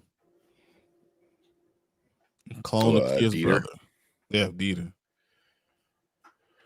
That'd be interesting. A very good point, Lakeisha. Lakeisha, she's been getting looks in the office because we know what she did. Mm-hmm. I'm so disappointed, Ricky. The book is called Natalie Nat. I don't like that. Yeah, just such a sellout. That's all he's cared about is the money. Yeah. And the real question is, I think Anso said it before. The real question is, why is Devin with him? Yeah, that's the true mystery. But also it's like at least she respected him by him writing his shitty trash, but it was because it was his. Now she's like losing that. She's like, oh, what are you? You're a sellout. You're no longer anything, special. Yeah. And she even says it's like this is everything opposite of what you say. Yeah. So it's like, yeah, which just makes you think is like, did they care? Like, because if somebody goes to you like, hey, I love your work, but hey, here's a bunch of money and let's do the complete opposite of what you did the first time. It's like, did you like my work then? Because you're telling me to do the complete opposite. He's thinking about the pretty face. He's thinking about the money, and that's all he really cares about. 100%. Yeah. Because they had a different stance in the first season. You know what I mean? He was totally different. He was like questioning the Severance stuff, and all of a sudden it's like, yeah, let's write this, let's do this. Yeah, exactly. So he's like, hey, let's cash the check. Yeah. Lakeisha said she will at least be walking slower. Helly had her usual speed, not sore at all. Yeah, but she was walking kind of funny when she first got in there. You know what I mean? She was. She also was in the freezing cold before too. Don't forget about the ice bath. He was, sitting there. I'm just saying. It's been a couple of days. Don't hate on Mark right there. Don't do that. So Natalie seduces Ricky and he got all flattered. Yeah. But beautiful woman is actually paying attention to me. Yeah. But I would give it some. There is a part where he says, "What if I can sneak in something?" I forgot what exactly he was. He's like, "Oh, I'm going to use their stuff." But I'm self expansion. If I this is a Trojan horse. I'm going to sneak this stuff in, and then I'll be able to tell them the expansion of themselves. Yeah, I'll sneak it in. I mean, is he smart enough? Probably not. But at least he thinks he could do it. Or is he just telling her that? Is he just telling Devin that? Like, because she wants to hear it. Could be. Yeah. Once again, pretty. Yeah. Keeps you questioning. Mm-hmm. Mark didn't put it down. They mad. They made Mark. Said Mark catches strays over here.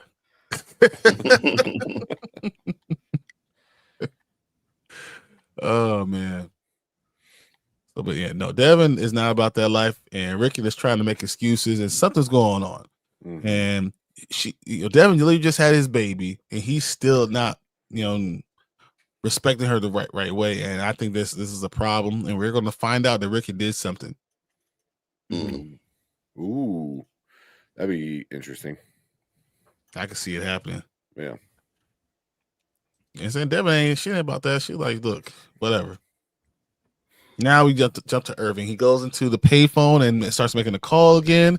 Talks about I got fired from Lumen. They found out what my Innie was truly doing. What my Innie was truly doing. Mm-hmm. What the hell was he truly doing? Mm-hmm. He was definitely doing something.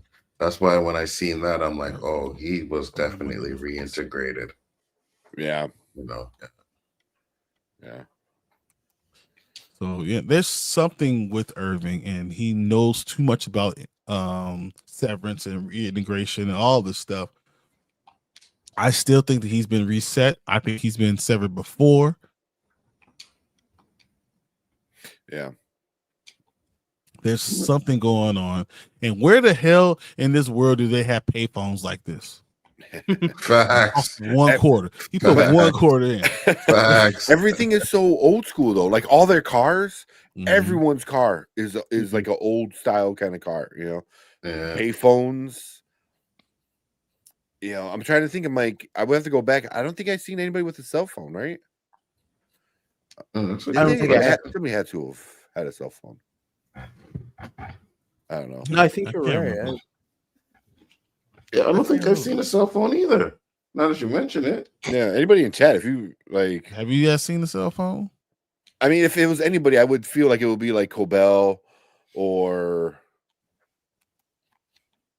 Helly R. I don't know. Yeah, they do have smartphones. Okay, they do. Okay. Yeah, because I'm like, I don't remember seeing one, but yeah. But if it is, I wonder if it is a Lumen employee, because I feel like Lumen's keeping all the marketing the start of this episode. Wait, he's on the phone talking to her. Oh yeah. Damn, I need to stay off the weed. That is right. I completely forgot. Yeah.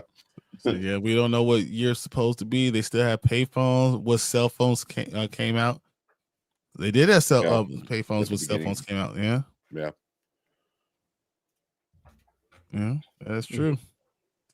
So I need to stay off the weed.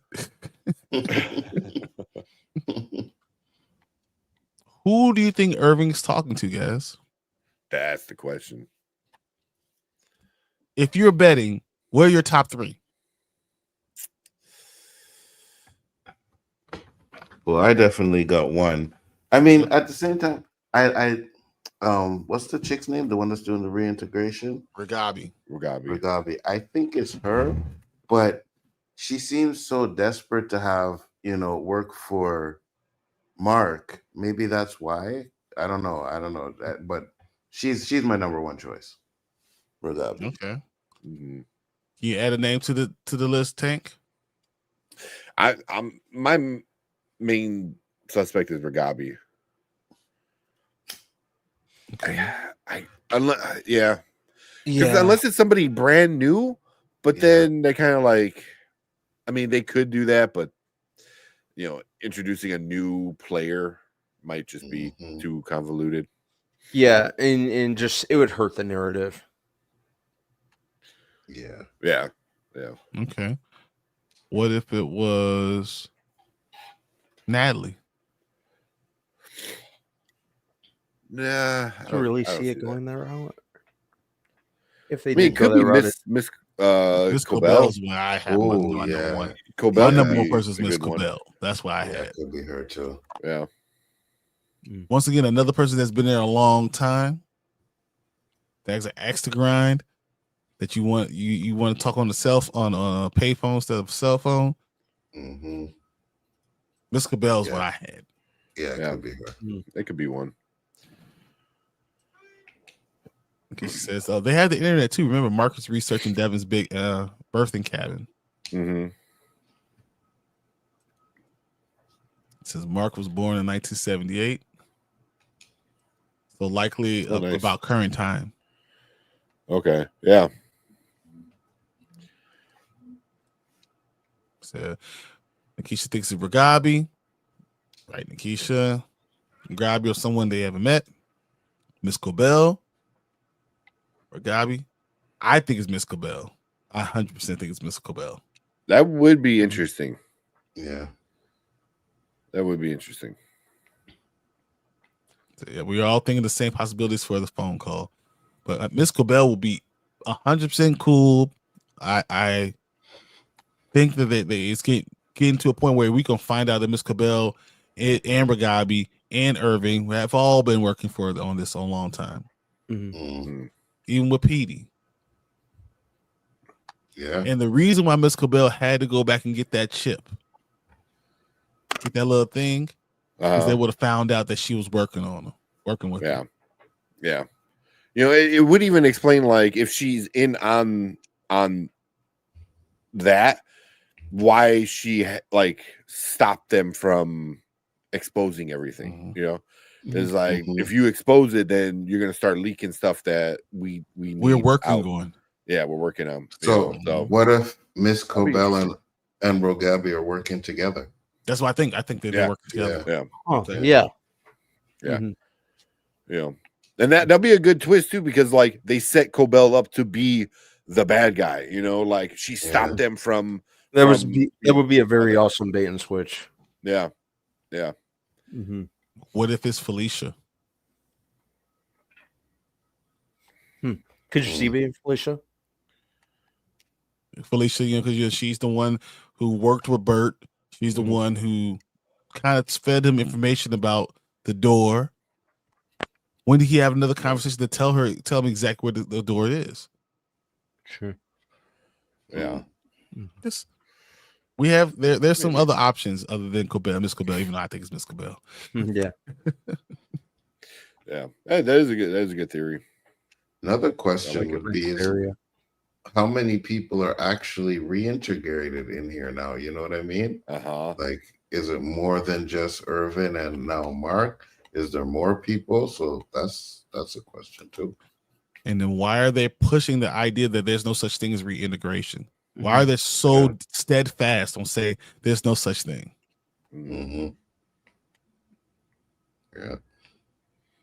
So Ragabi and Miss Cabell did both use the same tactic for Gemma's belongings to trigger Mark. Yeah.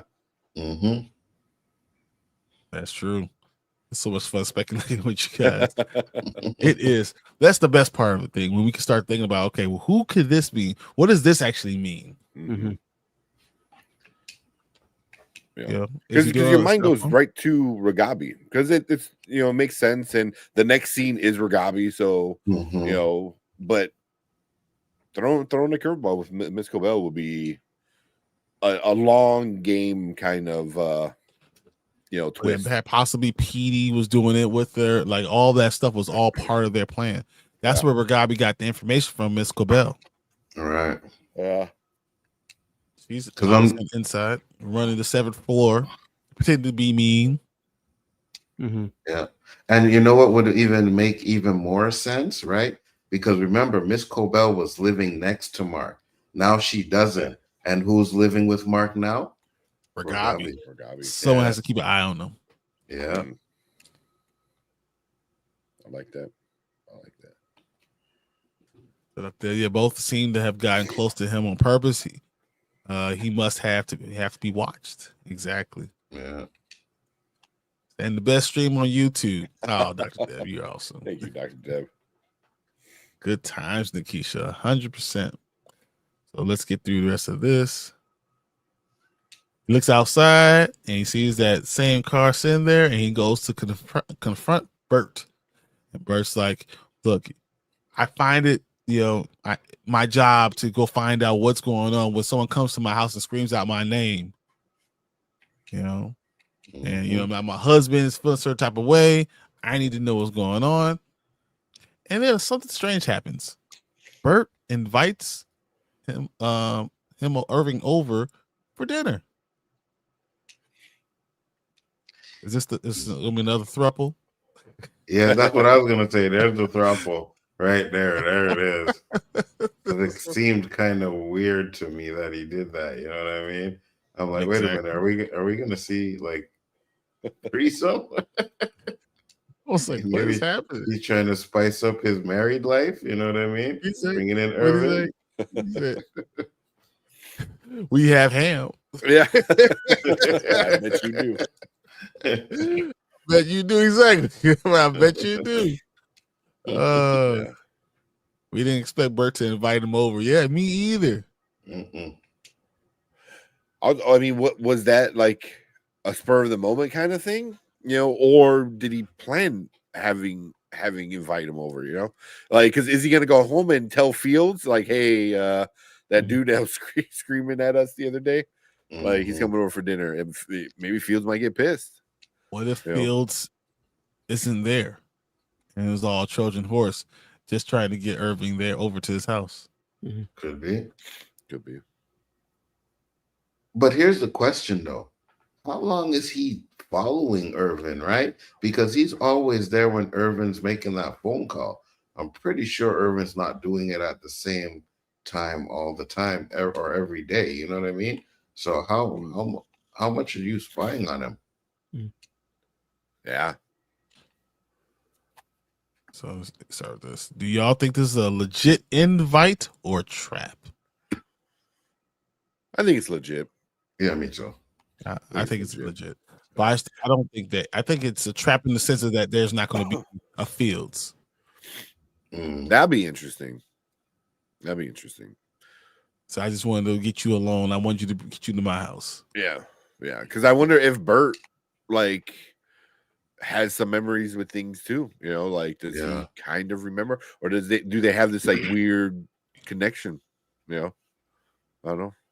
Well, he was following him and says he knows where he lives. Exactly. He says, I know where he lives. I can drop you off. I know exactly where you live. Yeah, that was funny. Funny and creepy. I know where you live. I was like, whoa, bro. Slow down. Oh, Bert isn't working with Lumen. Yeah. I hope not. So good. Thank you. Maybe there won't be a ham. What? Yeah, I don't think he is. But what do you think about what Bert said? They told me I had some type of entanglement. First of all, I thought about Jada Pinkett Smith. First thing. But is that what did he say? Entanglement? He said entanglement. Yeah. Funny. He said sexual entanglement at my workplace. The second thing I thought about when he said that was they said that he was retiring, that his Audi agreed to the retirement. And the truth is he was fired. Yeah. Why would they lie? That's all they do, man. It's just, you find out everything about their Audi is just a lie. Everything they tell them. But my Audi came and changed the tire in 4.5 seconds, like you said it. So he's going to go there. That is the most creepy smile of all time. And then we get back home. Mark comes downstairs. He says, they're out of eggnog. So we know what season it's in. And the guy was going through some of the gym stuff. You see, talking about knitting and all that stuff. He's like, give me back my stuff. Puts it back in the box. Looks at the urn of her, saying, is that her? And obviously, it's not because she's alive. He said, when we're going to start over again, start doing this more. And she says, we're probably going to wait another day or so. I'll see you tomorrow. And Mark starts to kind of go away, walk upstairs. He's starting to feel a certain type of way. And then someone says, and he's like, what did you say? I was like, I haven't said anything. Then everything changes. And then now Mark sees himself in the hallway, back at work. Sees his Audi Mark, he doesn't even know that. He walks on, sees the doors, tries to go outside the door. He's back in the hallway. You know? And as he's looking around, he's still hearing stuff. We get a bewildered Mark, not knowing what's going on. And then you see him see I'm sorry, Gemma. Seeing Gemma right there, or Miss Casey, wherever you want to call her, right there. And it was almost like it was superimposed on this background. Like she's not actually there. Yeah. So is that something that he's remembering or not? See, that's the question that I had too, right? It's like when you're talking about the flipping back and forth, are they memories that he having, or are we seeing him actually like times where he's in real life and then they're flipping to like at a certain point where he kind of switched over in his any life, you know what I mean?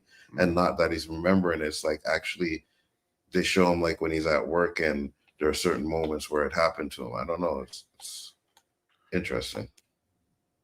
Yeah. What about you guys? I don't know, because it could be a memory, or it could be something I don't know, happening at the same time. It's just, I don't know, it's just interesting that because like whenever she did those affirmations, it was always in like in the office kind of thing, so is it all kind of mushing together kind of thing, and it's still trying to figure it out. That's yeah, I don't know. My thing is he gonna tell Ragabi about this? Because I feel like this is definitely gonna change the process, the timeline of what's going on. Yeah, because him being this involved in it, it's like he's there, so but man, I think it's like a mushed up of memories all coming at the same time. Yeah. So do you think the same thing, Brand Man?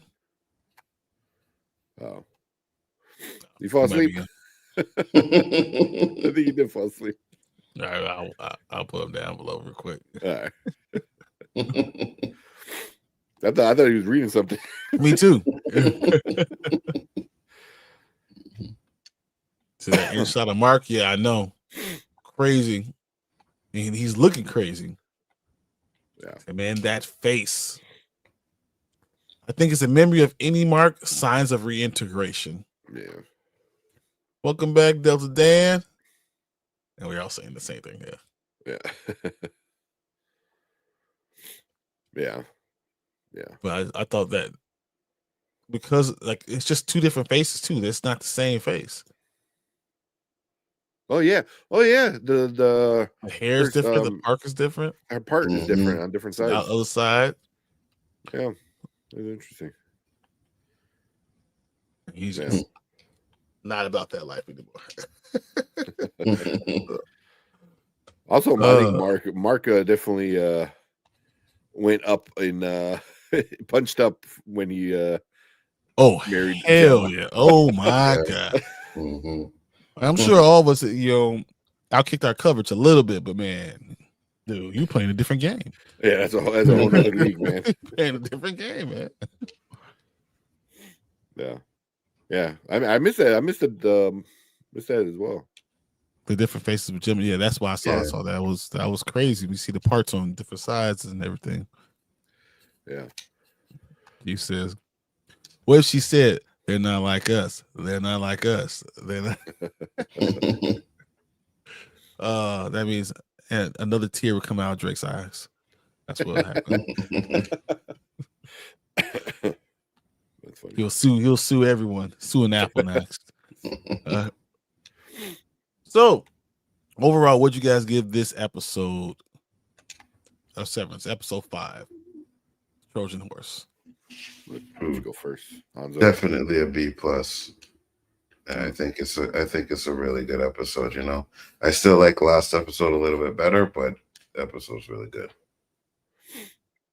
Yeah, Yeah, I think a B+ is up there, you know, because enough happened where you're interested, but compared to other episodes, it's not as good, but it's still like a lot of fun and a lot of interesting things were going on, you know. But yeah, it was fun. I love this episode. It was weird because you lost Irving, so dealing with the loss of Irving, then the reintegration of Helly into, you know, MDR, along with Mark's reintegration overall, and Milchick's overall problems he's having at work. Because I find that very interesting, because, you know, in the corporate world, this is what you're dealing with. I can see how it's going to go going forward, and I can't wait.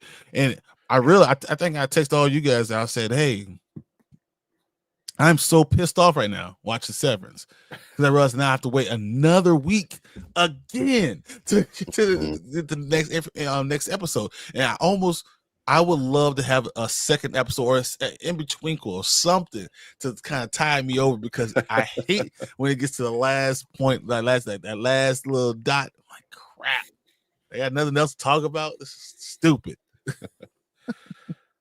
That's funny.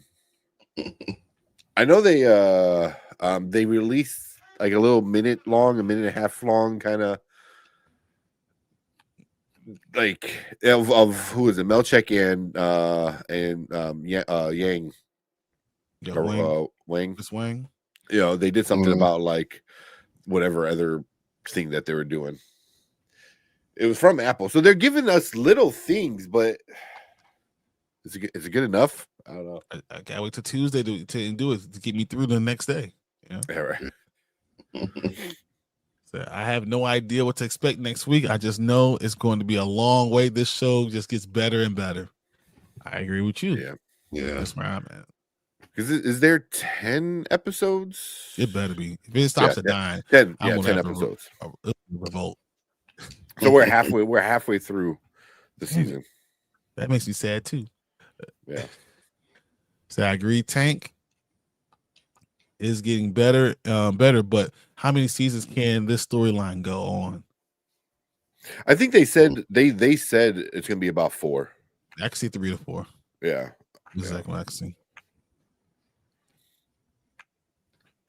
I just appreciate how the story is going. I think I will love anything they give me. Yeah. Dr. Deb says, I think they plan for 4 or so, Jeeves. Yep. So somewhere, but not sure where. I heard 4 too. I think it was, what's his name? Ben Stiller was on like a podcast, like not too long ago. So as long as we don't have to wait 2 years, they should start filming tomorrow. Or 2 weeks ago. See, they might, because I think season 3 is already greenlit. I believe it has been, yeah. Yeah. So once we find out what the truth about what's going on below, what could be next? I could think that we won't even know at the end of the season. We'll just find out that they got down to the lower level in the elevator, and we still don't know what actually happened. I'm gonna say it's gonna be really, really hard for this season to even be at the same level of that finale of last season. Because it's probably the best finale I've ever seen on a TV show. Yeah, it's so good. It's one of the best, you know, and it's gonna be so hard for them to even come close. Dude, last episode I said this felt like a finale. So I mean, that was episode 4. Yeah. Yeah. I was thinking B, but man, comparing this show to other stuff, I gotta give it an A- for the episode. Severance is next level. That's where I'm at. I'm at A-. A-. I can see that too. Yeah. I mean, B+ to A- is not this huge drop off. So. They could easily stretch Helena's impersonating Helly and Mark starting in reintegration until the end of the season. I can't believe so much has happened already. Right. And they're just getting off. They're not holding us, you know, captive. They're just saying, all right, well, this is over. Next thing. Next story. we're still gonna have to have more Dylan next episode. Yeah, Dylan with his wife. That's what I mean. Keisha is moving kind of fast. There must be a big twist coming. Oh yeah. And Dr. Deb says yes. The season 1 finale is unbelievable. It was so good. It was so good. I do think we're gonna get a big twist. A big twist. Almost like they find Miss Casey and she doesn't know who they are. That was just like so much pain, you know, they find her and Audi Mark finds her and realizes it, and she's like, who are you? Who are you? Yeah. And that's the last thing we hear for the entire season. Her saying, who are you? Yeah. Break your heart. He said. Break your heart. All right, guys. That's all we have for this episode. Man, Trojan Horse, this has been amazing. It was a great episode. Another banger that they just keep on doing. Apple knows what they're doing with their shows. I don't care if it's Severance or Silo or anything like this. It's just they keep on dropping great episodes, and I'm enjoying it. And more than anything, I'm enjoying coming to talk to you guys about it. I appreciate you guys so much for being here with us. And before Anzo leaves, I want Anzo to shout out the channel one more time. Can you do that one more time for me? Absolutely. Appreciate you guys having me. Big Afford Entertainment, you know, the channel. We do From stuff, OOC, tournaments. So it's always a pleasure to hang out with you guys, though. Thanks for having me. Of course, man. Go through your last couple comments, guys. Let's say, who are you would be a profound, because that's the opening line of the show. Yeah. Yeah. Episode 1. Exactly. So Apple is peak. It really is. Great live, great chat as always. Thanks so much fun. No, thank you guys. Mm-hmm. I hope you do the last episode of the season live. Yeah, that makes the channel so different. It gives us something to look forward to. Y'all great. Appreciate it, G. We'll definitely do the last episode. We'll do that right then. We'll watch together. We'll do a watch party, and then we'll talk about it right then. Friday night or something. Yep. Yeah. So much fun as always. Thanks for the great stream, guys. And thank you guys for being here with us. Thank you for us. We were a little late, so appreciate you guys hanging tight with us. And we will see you guys Monday for our regular shows, Thursday, and then back here next week talking about Severance episode 6. Yep. Thanks, guys. See you later. Peace. Later.